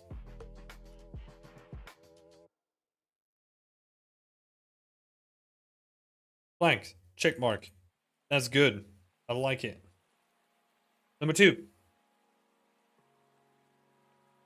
I added prompts to the scene. Is their placement inappropriate or do I need to make some adjustments? Are there any guidelines I should follow in arranging the scene? So, a common guideline is big, medium, small, right? Like try to have like a big shape with a smaller shape and then like another smaller shape, right? It's just pleasing to see. Also, like the rule of 3 works really well in most cases, where if you're building a composition like this, make it out to be like 3 different shapes, right? It always works. It's always pleasing. So we have like a sort of a shape hierarchy going on. We have 3 shapes, and then also cluster them together. But that's kind of what we're seeing here as well. Those are some like very generic tips that I can give. So let's see how they have been applied. What I can already tell immediately, and this is something that just stands out like immediately, is we have something like really medieval, right? Like that's like a medieval yeah, what's the word? Whatever. A carry cart. Forgot the actual name of it. So we got something medieval. We got like very current like oil barrels as well.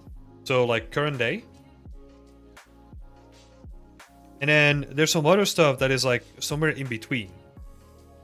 Right? So be careful with the age of all the assets, because it makes your placement of the assets and like the time that they belong to feel very, very chaotic.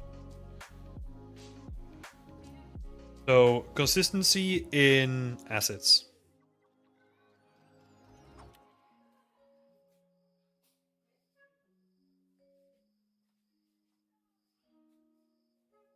I'm saying might want to make the planks a little bit crooked and deformed ever so slightly, so they aren't as straight. Maybe of the placement of them though. Yeah, compared to last time, that already happened. So you have like these little kinks and like things in it. I do agree that you could potentially have like some of the ends like a little bit more crooked as well. You could have ones that kind of, you could have like the odd one that kind of sticks out like way more than the other one. You can definitely like exaggerate it more. But yeah.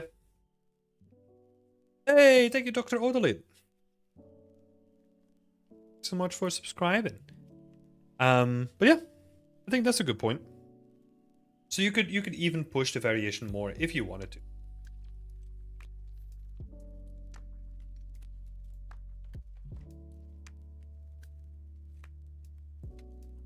Oh, and on the topic of ZBrush, and if it's like required for the job, if it isn't a requirement, you can always pick it up on the job as well.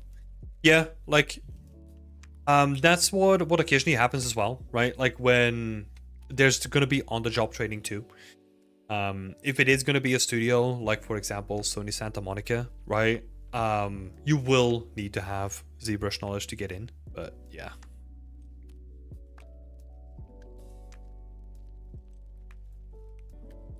Cool. So let's see. What was the other question here? How is it looking so far, and what else should I do? The side profile is still whipped. Please ignore it. It's looking good. You're making nice progress. I like the adjustments that you did to the silhouette of the roof. Got some really nice.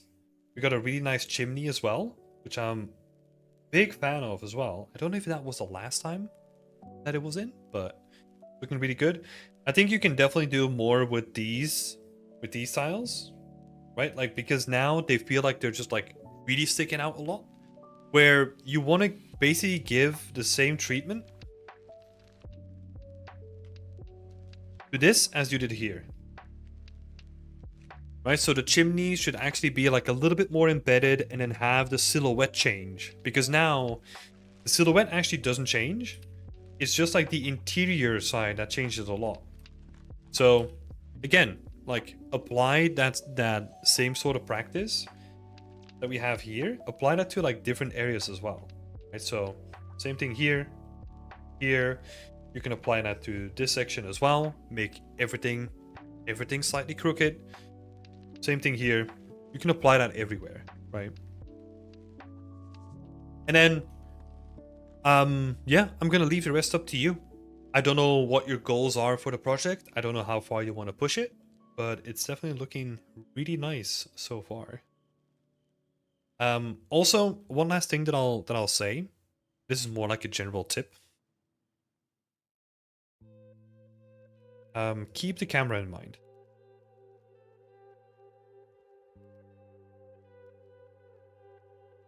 Because you're doing a lot of like close-up work now, but if you're only gonna render out like your main camera that is like way in the back, you don't need to spend a lot of time here, right? You just need to make it look good from that distance. If that is the only shot that you're gonna have, which I'm not sure about.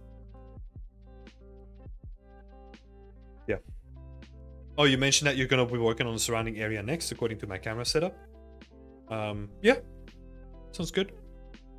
Best of luck. Have fun. And it's looking really good. Next one, we got Helena. Thank you for waiting, Helena. I think you're still in the chat, or at least I hope. Hope you are. So let's have a look. First one off, I love the way that it's looking already. The latest one. I did not grab your latest one. Let's have a get this in real quick. I think where are we gonna put it?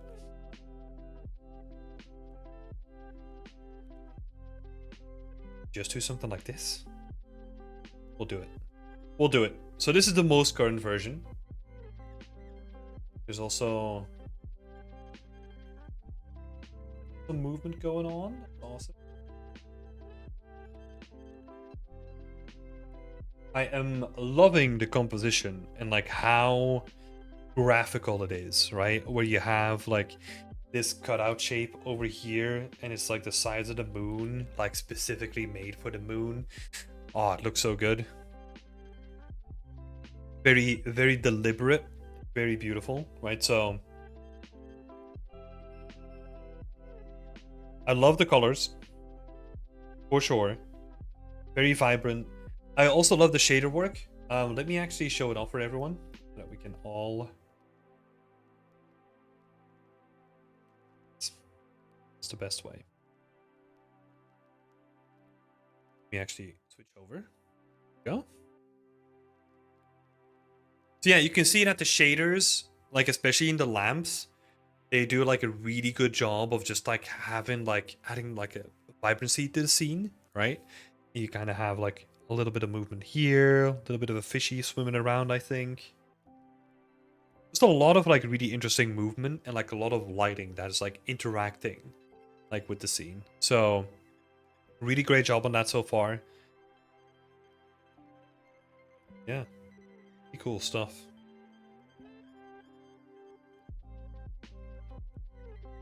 What's happening here with the moon? Was that like a...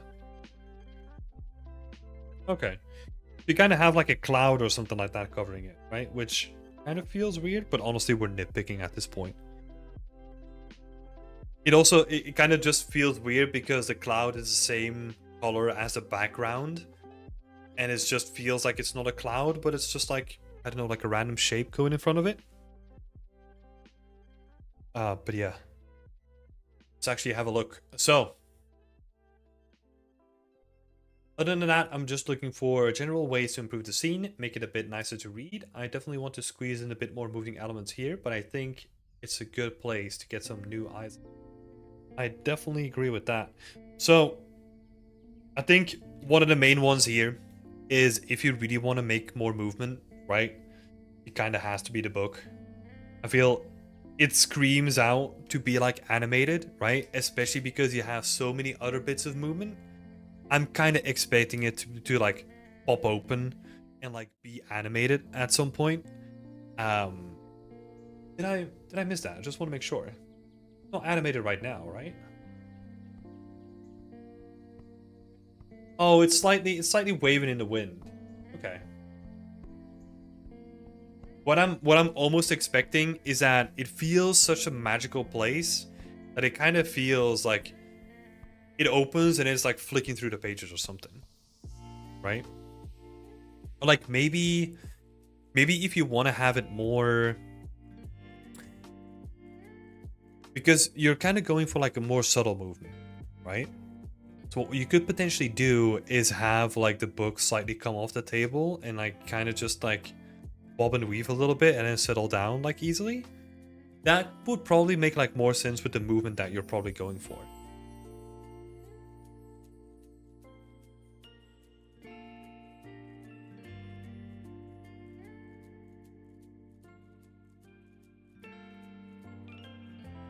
Yeah, definitely working on that because it is a focal point. Just having something more happen with that book would be awesome.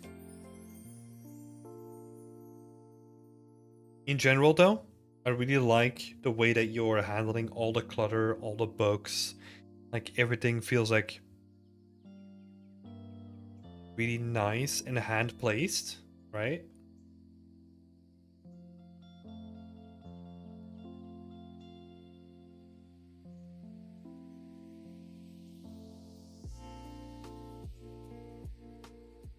That's looking really nice. I think the only thing that I can then say is try to find a couple of places where you slightly make things crooked, right? Because that's always a thing that I recommend to people is have one of the shelves like just slightly off angle, slightly. Maybe have like a little bit of the frame slightly come in, just a little bit. This might even be too much, right? But just have it come in like slightly. You could still have like the iron frame like behind it, just have like very static, right? But just the wooden frame kind of give it like it's almost like warped a little bit over time.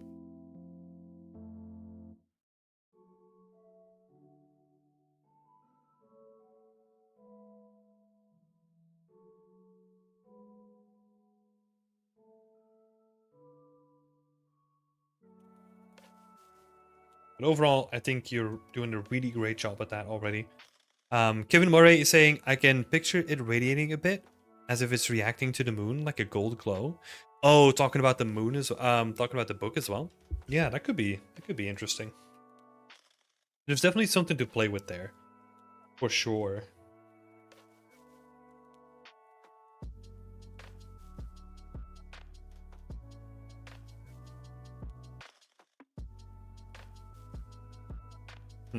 Yeah. That's a really nice scene so far. It's just nice to look at. It's very pleasing to the eye.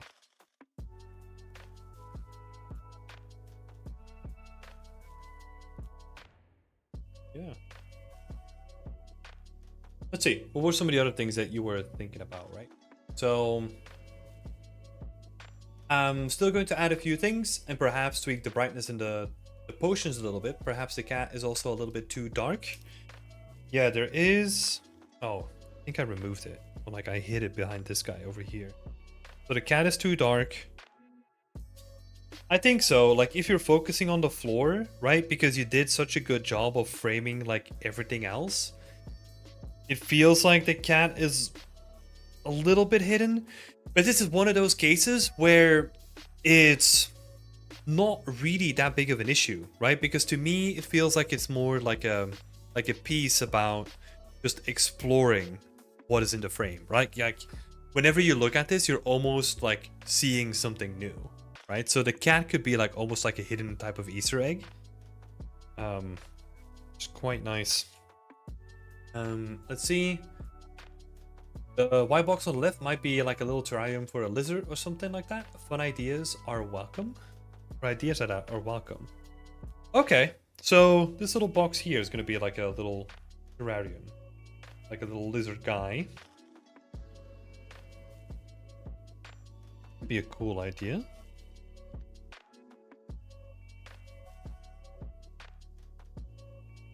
Could be a very cool.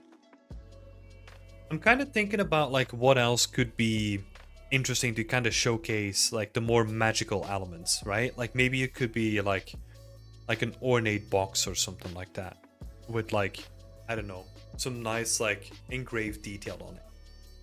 Also be cool.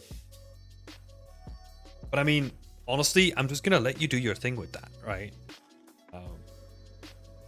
Because it sounds like you're having fun with the scene, so a terrarium could be cool as well. Might just leave the cat as is. I think so too. Yeah.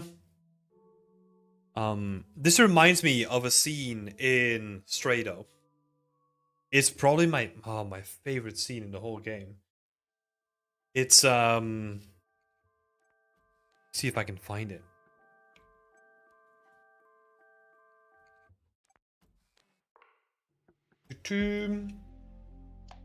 It's in the apartment section. Let's see.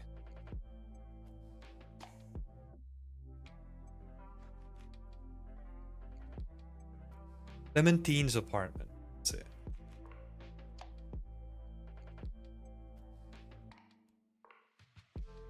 Oh, and it kind of just has like these nice cozy vibes. Let me see if I can find a good picture.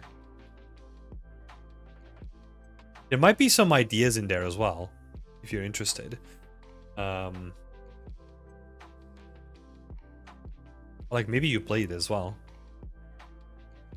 Not really like a good image though. Have a look. Bring it up on screen. So this is the kind of vibe that they have going in that room. I can make it. Oh. Let's see. Wallpaper, please.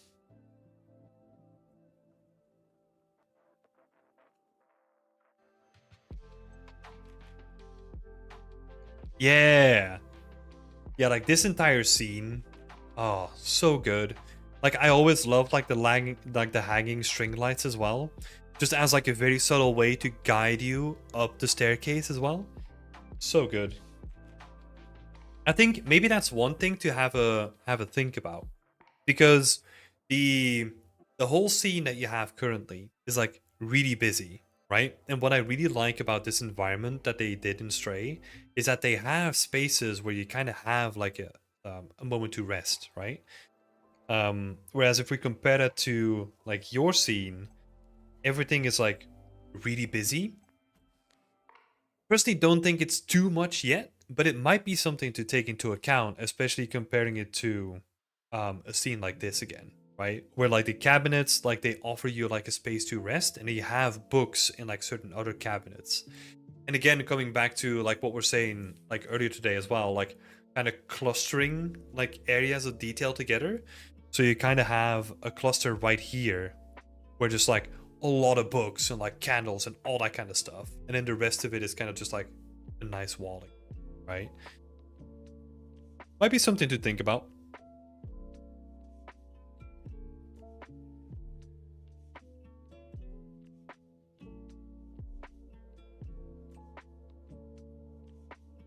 I think honestly, I don't think it's too much either. I think you handled it very well with lighting, right? So for example, like this area down here, it's kind of more hidden. Like honestly, maybe you could, I feel like there's like a little bit of light bleeding going on there. So maybe if you then hide that more in shadows, it actually helps with like the rest versus detail in the whole scene. But I think you do have like one big surface here that's kind of doing a good job of that, right? Maybe closing down this cabinet and making it like just a more simplified surface could also help. And then you kind of have, again, because I think, oh god, what did I do? Because I think you have like a very graphical way of presenting this piece, right? So I like your thought process there. So maybe we could then think about that in a way of rest versus detail, right? Where like the center of the frame is our area of rest, and the side of it is going to be like full of detail. Right? Could be an interesting way of thinking about it, sort of in line with what I assume you were thinking about already when building the scene as well. So it'd almost be like, you'd have like this middle section going on the idea that you would as well. Sort of like that.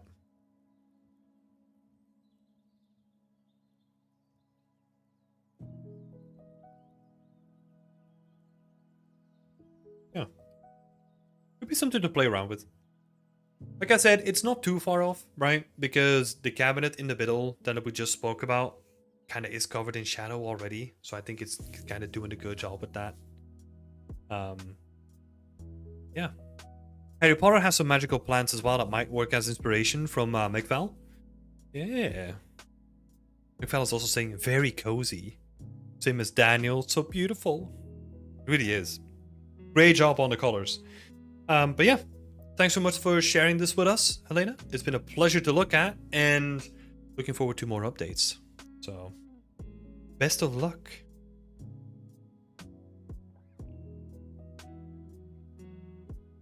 Let's see, I don't want to do... I feel like Route 1 has always been last, so I think let's just skip ahead a little bit. So, let's have a look at Route 1 first.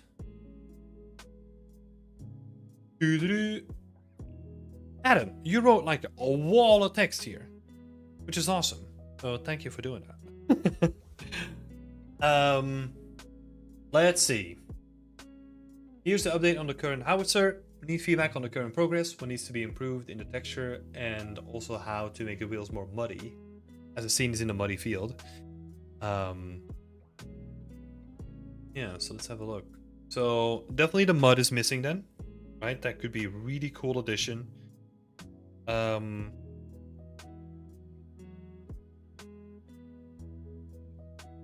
It's a good base.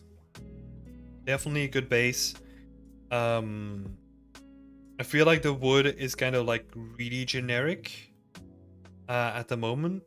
Same for the metal, right? I feel like you have a really, really solid base. But I think I'm gonna go with like what Adam said, like references, and then seeing how you can spice it up and like add more like variation on top of those base layers as well, and like really play on like the interaction between different materials too. So for example, where like, because this is like a really old gun, right? They probably had to do some maintenance at some point, so you're probably gonna see some of the things that they try to do, like oil some of the metal, or like clean it off or something like that. Some of those products are gonna have an effect on the wood that's underlying it as well. You can kind of make use of that to tell like a story, right? So you kind of get like this edge over here, and maybe over here as well, but then less on the bottom side. So that's the stuff that I would think about. Just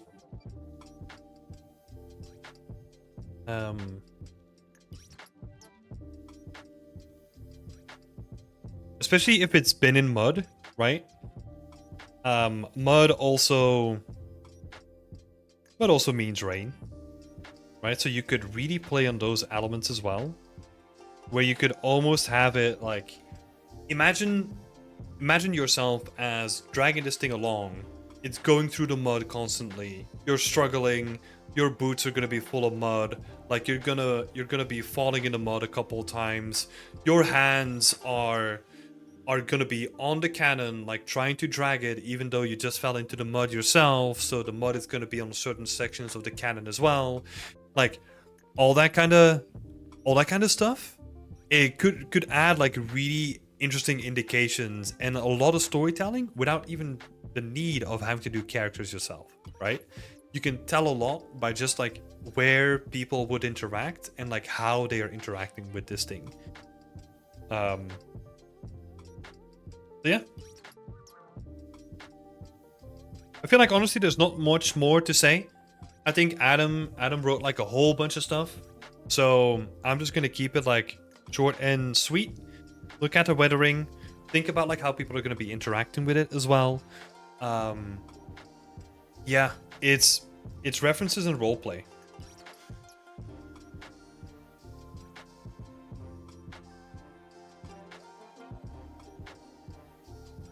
That's the way that I would approach it.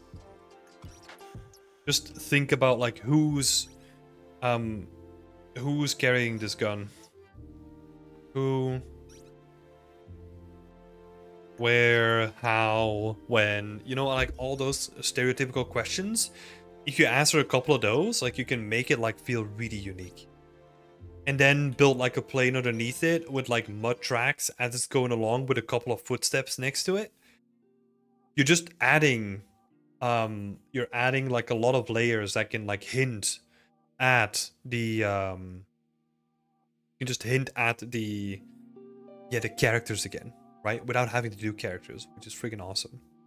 It's been so long without texturing, my brain is fried right now. Whenever that happens, it just means that you need to look at more references, right? Like that's the same thing with me. It's the same thing for everyone. Like as soon as you get stuck and you're like, man, I don't know what to do with the texture, it just means that you have to look up more stuff. Like, the same thing for me, right? Like, whenever I feel stuck, it just means that I just need to look up more inspiration. So yeah. Best of luck. I love the base color, like the base material that you already have. You have a freaking awesome base. Now, I just want to see you, like, introduce, like, that storytelling to it. Right? Like, I kind of want to be able to tell, like, who it was that is dragging this gun around, right? You got some really cool inspiration, like playing around with the mud and the rain and all that kind of stuff. It's gonna be freaking awesome. So, best of luck, Route 1. Looking forward to seeing more of this.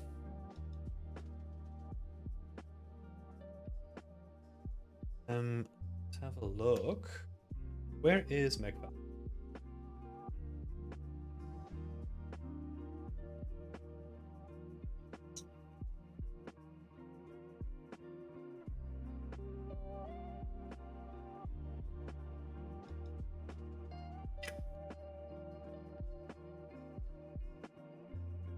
I like some feedbacks on the decals on the ground. Was mainly wondering if they look fake or not. Okay. Let's have a look.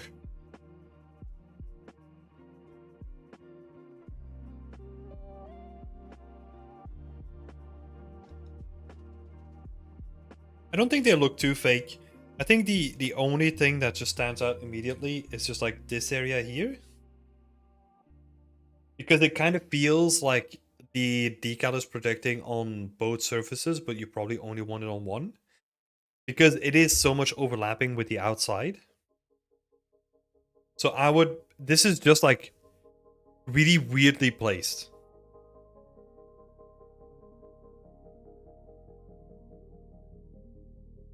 Right, so I would look into the placement of that one. That's the one that just immediately stands out. With this one, it's not too bad because the shoe cuts off like before we see the transition, right? So the transition doesn't run to the end of the whole thing. So that one makes more sense to me. Overall, I think the decals are good. You did send an update. Oh, I see what you mean.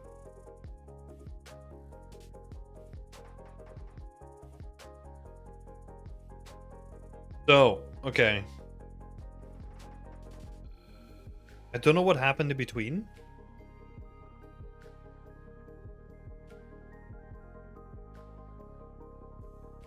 But this version of the decal looks way better than the one that you have here.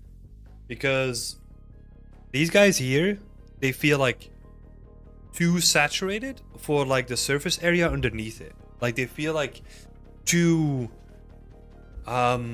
too intense for what they need to be. So I think going with like a more subtle angle like you have here is probably gonna work like way better.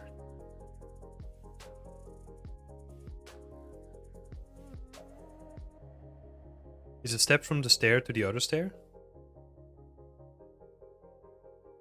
Yeah, it's just about like the intensity of it, right?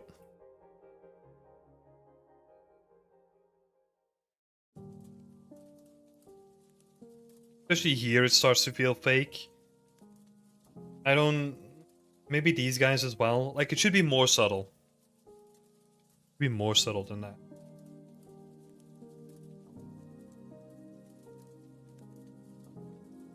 So yeah, I would definitely...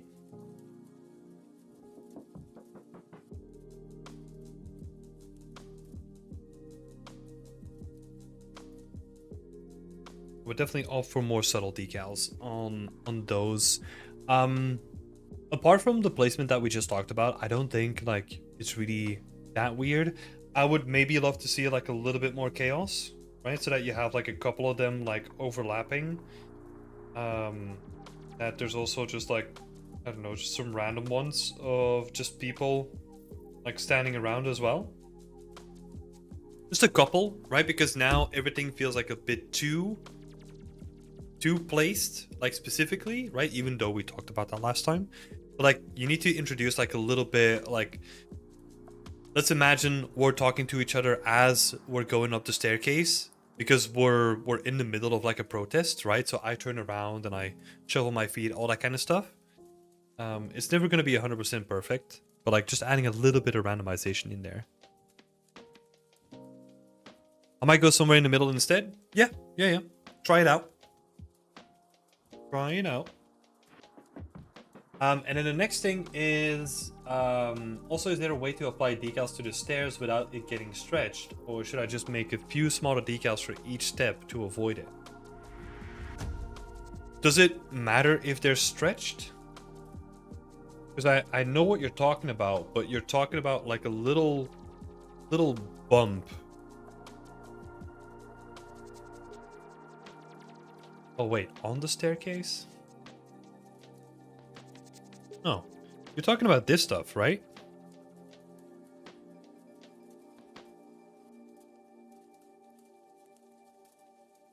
Like this transition where you kind of have like a little ledge. Honestly, if it's not visible from your cameras, don't care. And neither should you, right? Like if you can't see any of the stretching from your camera perspective, no one cares.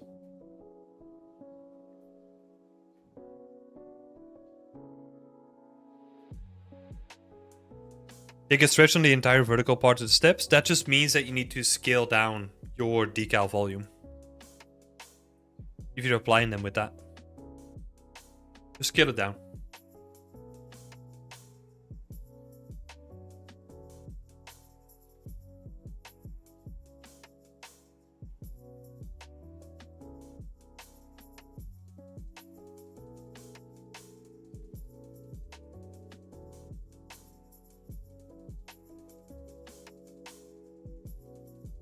Because the reason why they're stretching is because they're projected decals, right? So they project on the entire surface, and that's where the stretching is coming from. But you can just scale down the entire volume, where it's just like 10 units tall or something like that. That you can just like put it on like a single step without it just stretching over the entire surface. And then finally, I used the RGB mask on the windows to try and add some variations. I would love some quick feedback on that. I think it looks good. Yeah, I think it does its job, right? You get some nice variation. It doesn't feel like just like a base tileable again. Especially from this distance. Does a really good job. The only thing that I will say, this is not to do with the RGB mask, right? So RGB mask work. The only thing that I will say is that you're already getting a lot of light from the window. I don't think you need to have this light like enabled. I think you can just disable that light. Just to rely on natural light coming in. Because it feels like you're it's almost like you're adding too much like light complexity there in terms of like what kind of light is coming in. So I would just rely on like the natural light.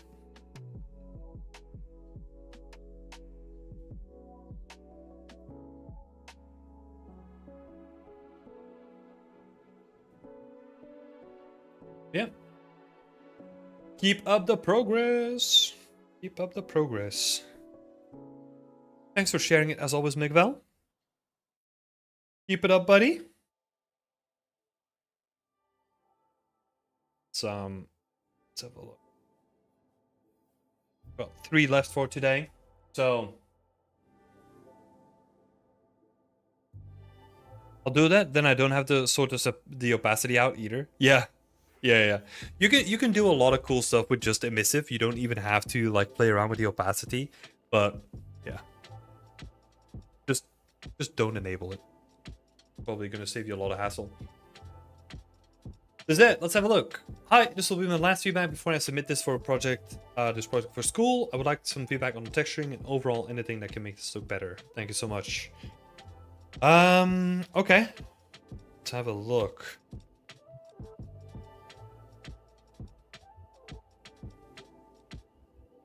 I think it does look good. What I will say is that sort of in a very general way, right? The quality bar that you kind of set for yourself with the chairs, I feel like is missing on the majority of the other assets.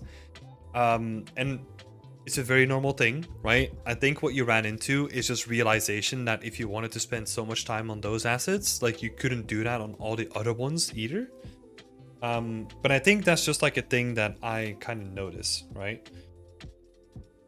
That like the quality bar of like the texturing between assets kind of varies a lot between.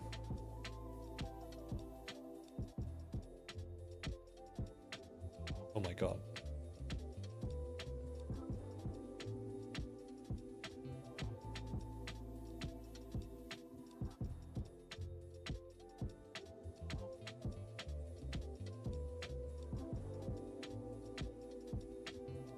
So there's a lot of variation in the quality bar of like the texturing specifically. Now, what can we do about that for next time, right? So next time it basically is going to come down to better planning, right? And what that means is trying to decide, because making a scene is always hard, right? Making a full scene is always a big project. So you kind of have to do a lot of pre-planning and say like, hey, look, this concept, what would I need to do to execute it to like a level where I'm really happy with it, right? So what I would do is pick the hero assets, and those are going to be the ones that are going to be done unique, right? Kind of like the way that you did the chair, right? So 0 to 1, like UV space, you just bake them like as a separate thing, and then you texture them as like an individual thing. And then when it comes to the rest of the items, you kind of have to work around how to really optimize the way that you approach them. So look at some of the available options like trim sheets, maybe even I'll give you like a couple of examples, right? And I think you might have done that on the posters, for example, where you just have like an atlas with all the posters. So this works well on like posters, anything like that, really.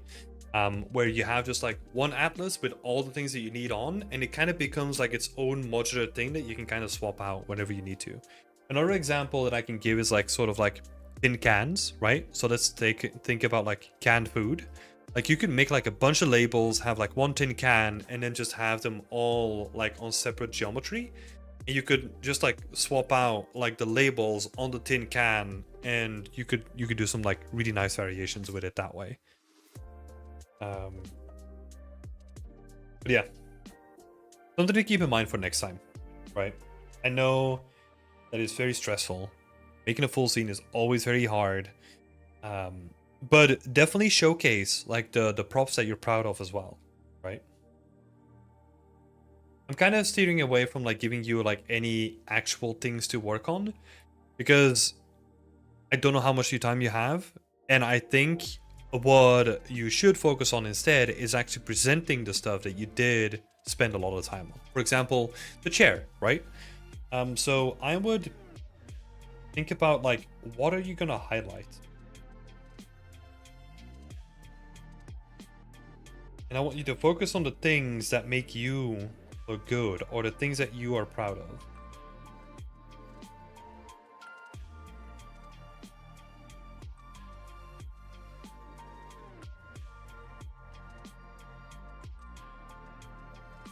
That's what I would focus on for now.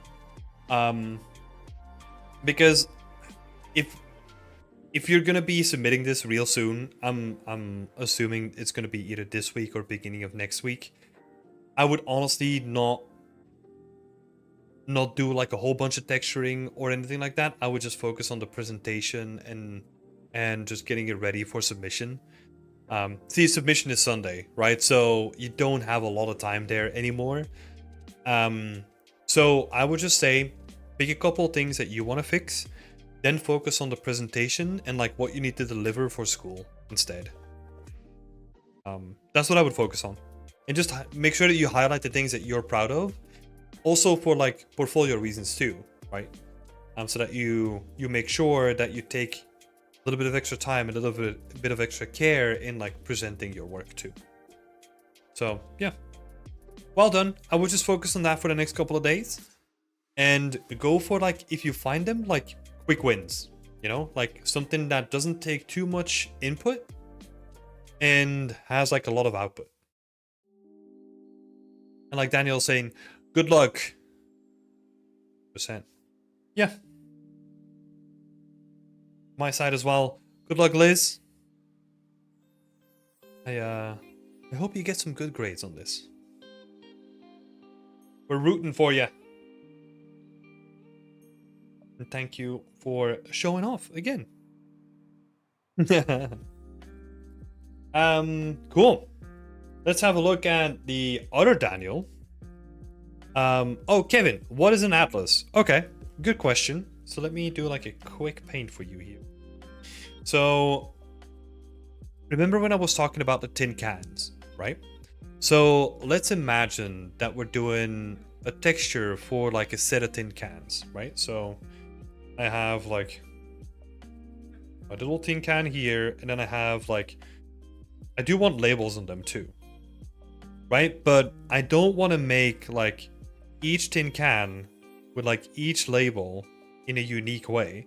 So the way that I want to approach that instead is I'll just have like one tin can and then all my labels as like a separate thing. So that would mean that like the texture layout is going to look something like this, right? So you have your, let's assume that this is like your tin can, and then you just have like all your labels down here.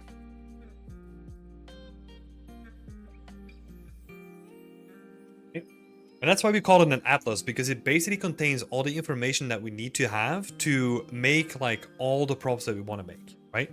So, and what we could do now is we could have a tin can and then just have like this as like a little bit of extra geometry that's kind of just like floating on top of the tin can for the label as well. So yeah, that's like an example of an atlas. Atlases are also used, for example, let's see if I can have an example here of an actual one, actually. It's been a while since I looked at like my own assets.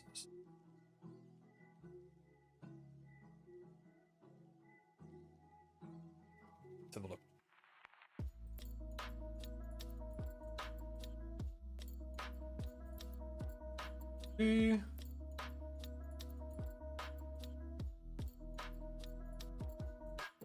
Blacksmith tools.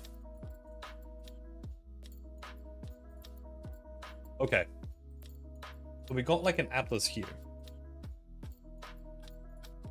might look very confusing, right? But what I'm basically doing, let me see if I can find the image. I should have an image right here somewhere.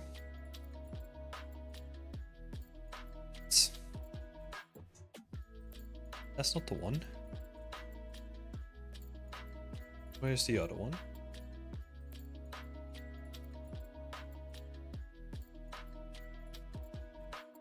Here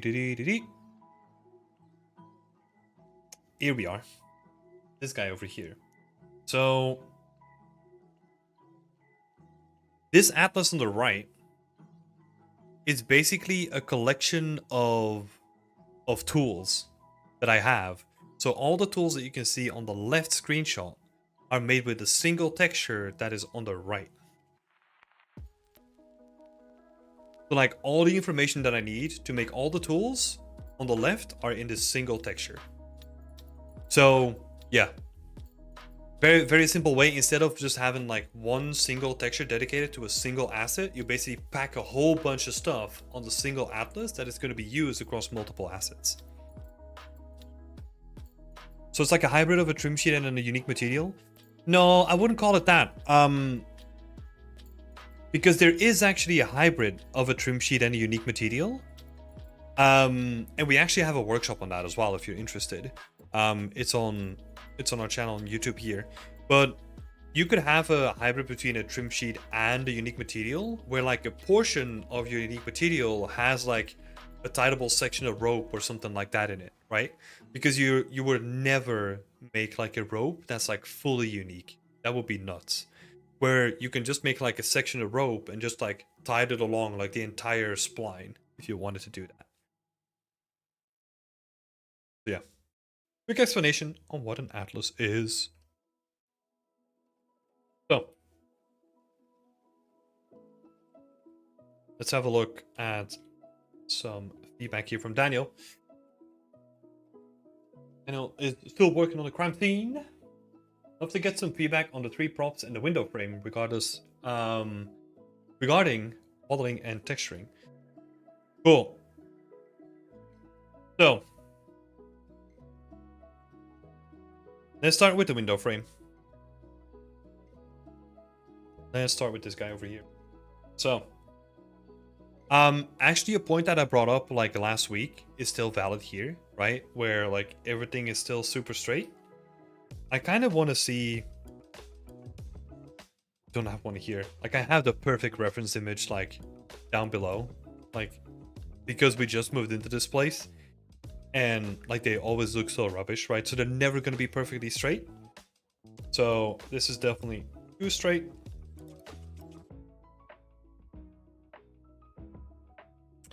The windowsill itself actually looks quite decent. The only thing that I'm missing is the actual windowsill. So it kind of feels weird when you don't have like a bigger bottom, like a little bit of an overhang to create like a little bit of a ledge for the actual windowsill part, right? That's usually how they work. So maybe having a look at that, because structurally it just looks a little bit weird when it doesn't have that, doesn't it? You could definitely incorporate that. See. Yeah, and then some of the other things. Again, something that is very, that I have to say like a lot of the time, right? Is you gotta be able to add some character to the prop, right? Where like this feels like it is just a cylinder with like another cylinder on top of it, right? And that's the shape of a boiler, right? So I get where it's coming from. But you can actually add like a lot of visual interest by just adding just a little bit of crookedness to some of the pieces of the metal, right? So for example, when you already have like a separate edge here. So if you already have that geometry, why not make it so that like this doesn't like fit 100%? And kind of have it like come up in a certain part and go down again, right? Or maybe like the lid is not like 100% secure and it's kind of coming up in a certain area. Or maybe even have like the lid come up like over here. Right? Very subtle stuff like that can actually do like a lot of wonders when it comes to making something feel like realistic, right? Or like more realistic. I mean, I was gonna look up like a reference or like inspiration, but I'm sure that you can find like a bunch of stuff on ArtStation yourself as well. Because the AC suffers from the same thing. I think the washing machine as well, even though that's not the prop that we're talking about. But they just like feel like very simple. You just need to take it like a little step further and actually add like a lot of interest when it comes to the actual geometry as a start. So for example, on this guy, everything is super straight, right? They're kind of meant to be. Like, what if this guy is just like slightly higher up, so that there's like a little bit of crookedness? Maybe this isn't like perfectly straight anymore. Maybe there's just like a slight angle. Right? It has to be very subtle, but like it kind of gives weight to like a prop when stuff like that happens, right? Yeah. So I would say number one, nothing straight.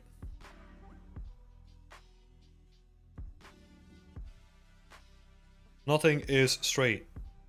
Not in real life. Everything has a bevel. So treat it as such. Number two, add character, right? That's the stuff that we talked about where you do a lot more with the geometry that's already available.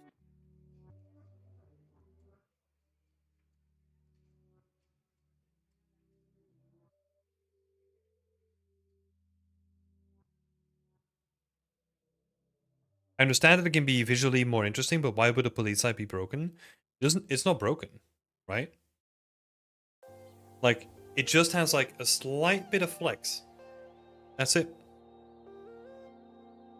Or if you don't want to go that far, well, that far, quote unquote, just have like the lights be slightly off kilter, right? So that they're not like perfectly aligned. Because imagine you trying to like rotate the lights so that they make sense. They're never going to be perfectly aligned, right? So just having that visually represented in the asset could be very interesting. And we're talking about like it needs to be subtle enough so that it looks just like human error, right? Because it's gonna add a lot of life to it. So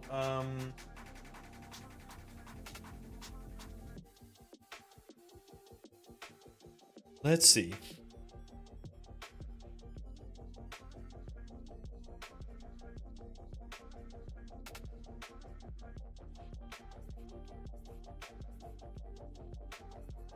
Yeah, most of the stuff that you're gonna find online is gonna be new, right? So that's gonna be the issue with it as well. But I mean, if you have the chance, what would be a good way of doing this?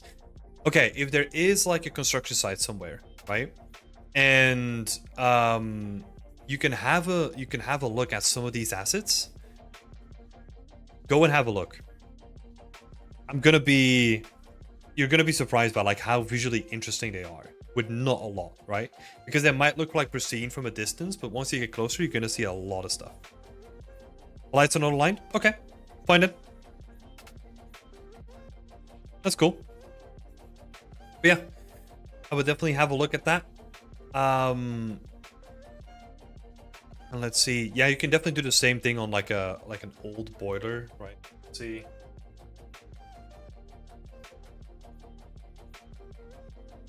Could actually take like a picture from the one downstairs. Let's see.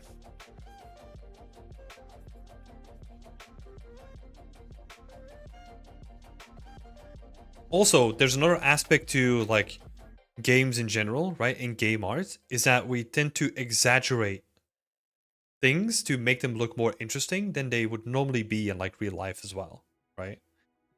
Um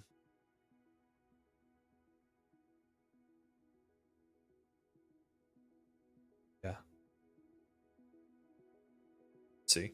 And it's very subtle stuff, right? Like this is like just one image that I just found.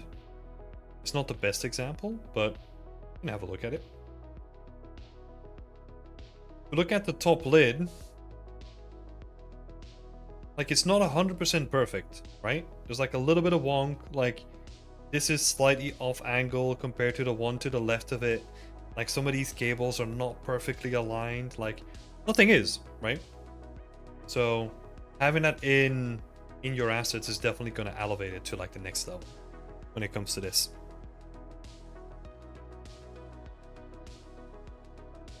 Those kind of stands always tend to look, always tend to have like one missing rubber on one end of the legs, end up looking crooked when standing. Yeah, see, that's a great example. That's a great example on how to make something like that stand out, right? Or like give it some character, right? That's why I keep like hammering on like adding the character to it, because that's what I think it's doing, right? Yeah, you can do a lot of that stuff with all these assets, I'm feeling. So nothing straight, like add a little bit of geometry to make it like look nice and like I don't know, a bit deformed, but yeah.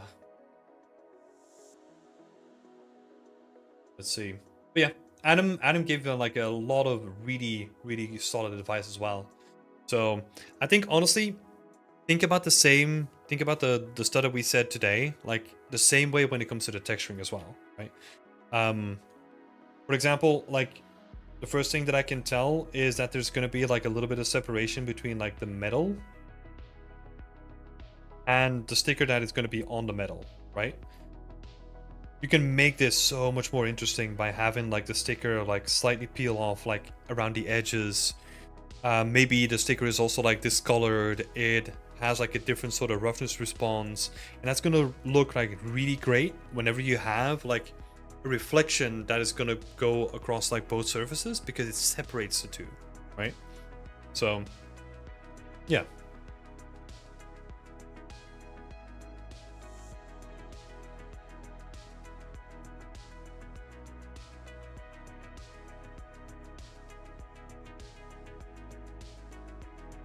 Or a separate surface response, right?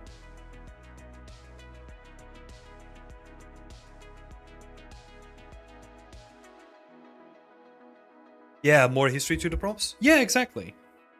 Exactly, because you've got like a really nice collection here already, right? And you're indicating that this has been a thing that's been under construction for a while, right? Because you have the toolbox like right next to it, so you're kind of hinting at that stuff already, which is awesome, right? So yeah, just do more of that stuff. I'm gonna have a last look because I just got reminded. I don't know if my buddy Will is gonna like this, but it's an older piece that he did. Wuhan. Why do you have such a complex name? Come on, let me find you easier. So, I'm reminded of like an older piece that he did. I don't know if it's still on here. The basement. Yeah, I'm gonna see.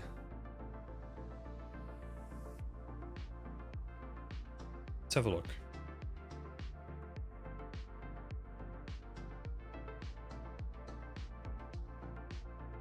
It's mostly, this is also like, what, like 6 years ago, right? So, but you can tell like there's like a lot of really interesting like little bits to kind of break up a lot of the surfaces, right? And again, this is like an old piece, right? But yeah, kind of having like nice flowing lines instead of like everything is kind of straight, even though the border is like pretty straight. You would probably say the same thing right now, but you can see like the number plates, right? They're not like perfectly aligned. They kind of have like an edge that kind of comes up, like they're kind of misaligned on the wall. Like, yeah, a lot of thought and care has gone into like the placement and like the little things, and it really makes a difference. But yeah. Oh, I just realized that I was still zoomed in.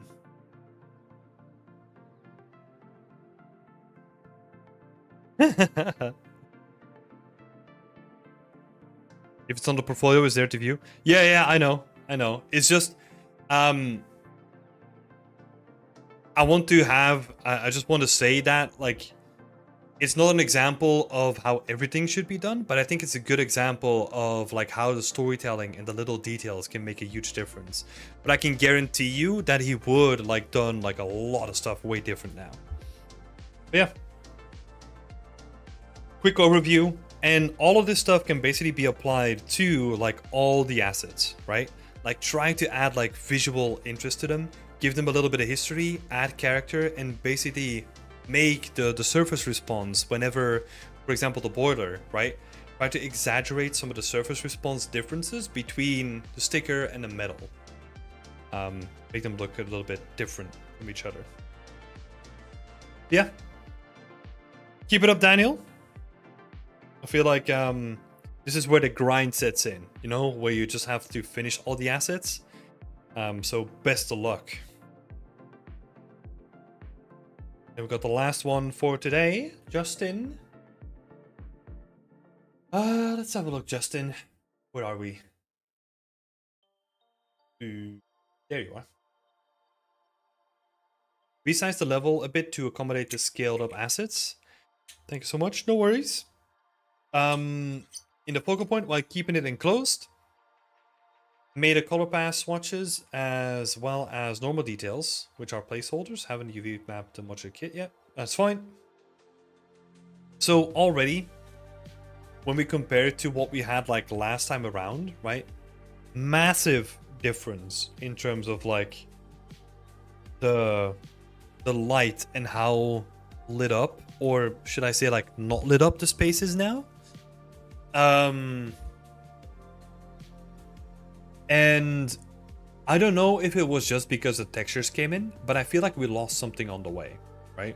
I feel like right now it is way too dark compared to what it was before.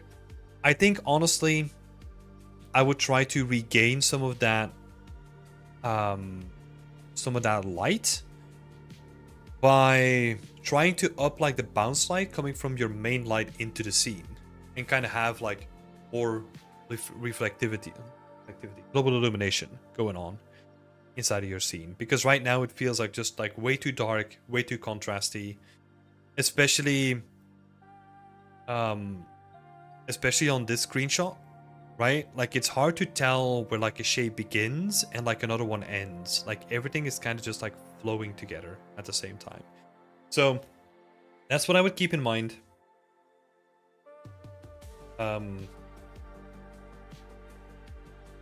Currently it feels a little bit too dark. That's just like my first big impression, right?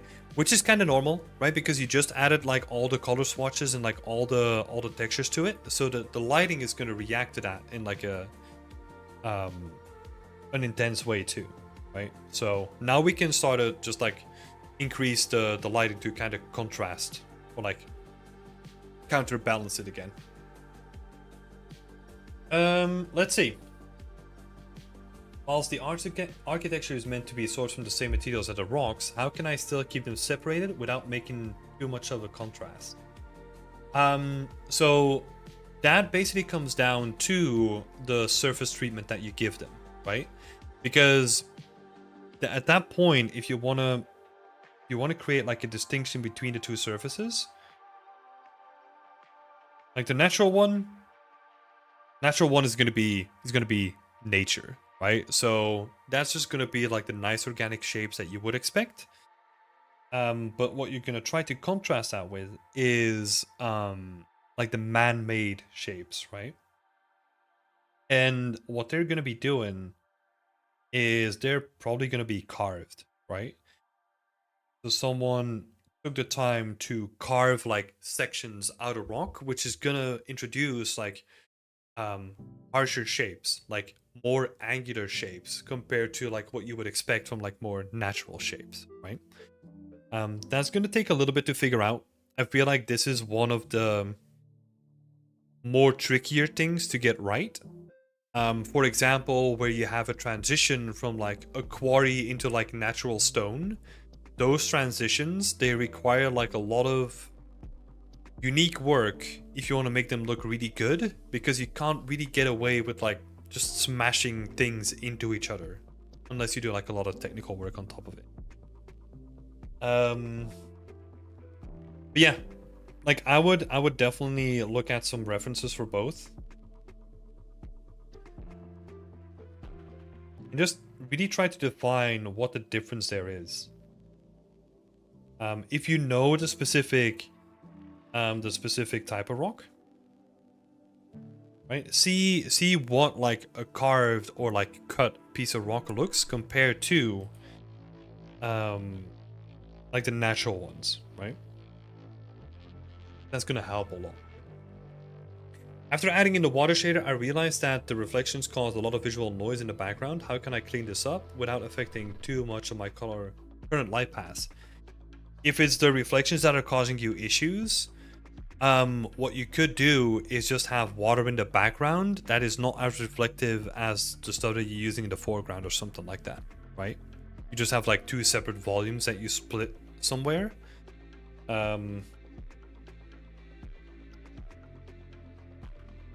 Yeah, it probably also depends on how you light it. So if you just have like a massive like blocker, like basically just like a cube that blocks all the light coming in on this section of the water, that could also help massively as well. So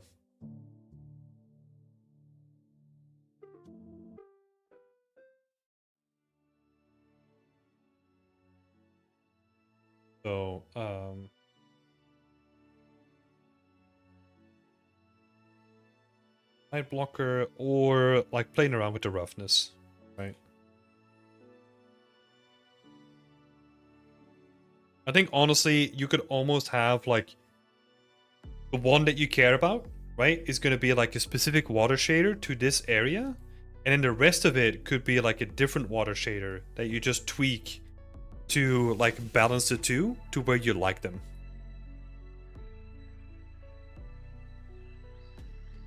That gives you the most flexibility, right? And then you can tweak to your heart's content. You can just play around with like separate values without having to worry about like one shader that you have to tweak for two different circumstances. Plus, you also have like a really natural cut with this barrier here. So, perfect opportunity to just have like two separate volumes there as well. And then the last questions, any suggestions on what I should be wary of when progressing to further detailing my assets, just at the value or the topology of the meshes? Not too sure what you mean with the value. Topology, nothing really to bring up. If you wanna have clean topology for portfolio presentation purposes, when it comes to organic assets, you might just have to do like some manual retopologizing. That just comes with the territory. Or you could have like really nicely decimated or like cleaned up meshes as well. Because to be honest, it's always a difficult thing, right? You kind of want to show off that you can retopologize, but realistically, like rocks and all that stuff, no one's gonna bother like retopologizing them manually. Like oftentimes they're just like decimated down, or like with any other tool, just like remeshed. So I don't know. What I would do instead though, if you're thinking about like topology, I would pick like a hero asset, like the bell, for example, right? And then present that with all the bells and whistles, right? So that means clean topology, clean UVs, like nice texture maps, all that kind of stuff. Just focus all of that into one asset so that you can present that you can do that well. Yeah, I think honestly that's about it. So yeah, first thing that I would do is have a look at your lighting paths, right? Like have a look at what we talked about like last time, and then compare the two, and see where you want to land yourself, right? Because I feel like we need to push it more to like the lighter side again, or especially brightening up like some of those darker areas so that we can distinguish like certain elements from each other again. And then a lot of referencing for like the nature versus man-made, like the carved rock, and then stuff too. Yeah, I hope that was helpful, Justin. Route 1 is saying that the wood on this cannon is now like working really nicely, so that's awesome. Forward to seeing that in the next review. But yeah, I think that was it for today. So I'm gonna keep it fairly short because what I want to do is I want to take a little bit of a break, and then I want to post all of these on the actual community Discord as well, because I didn't do that last time and some people were asking for it. So I want to make sure that I get that done before I have to go to sleep to go to work tomorrow. So I appreciate everyone being here. If you haven't done so already, subscribing helps us a lot. If you want to learn more about environment art, go check out our website where you also can become a member. So do that if you're not already. Again, thanks so much for being here. Have a lovely evening, and I'll see you soon for the next session. Bye-bye.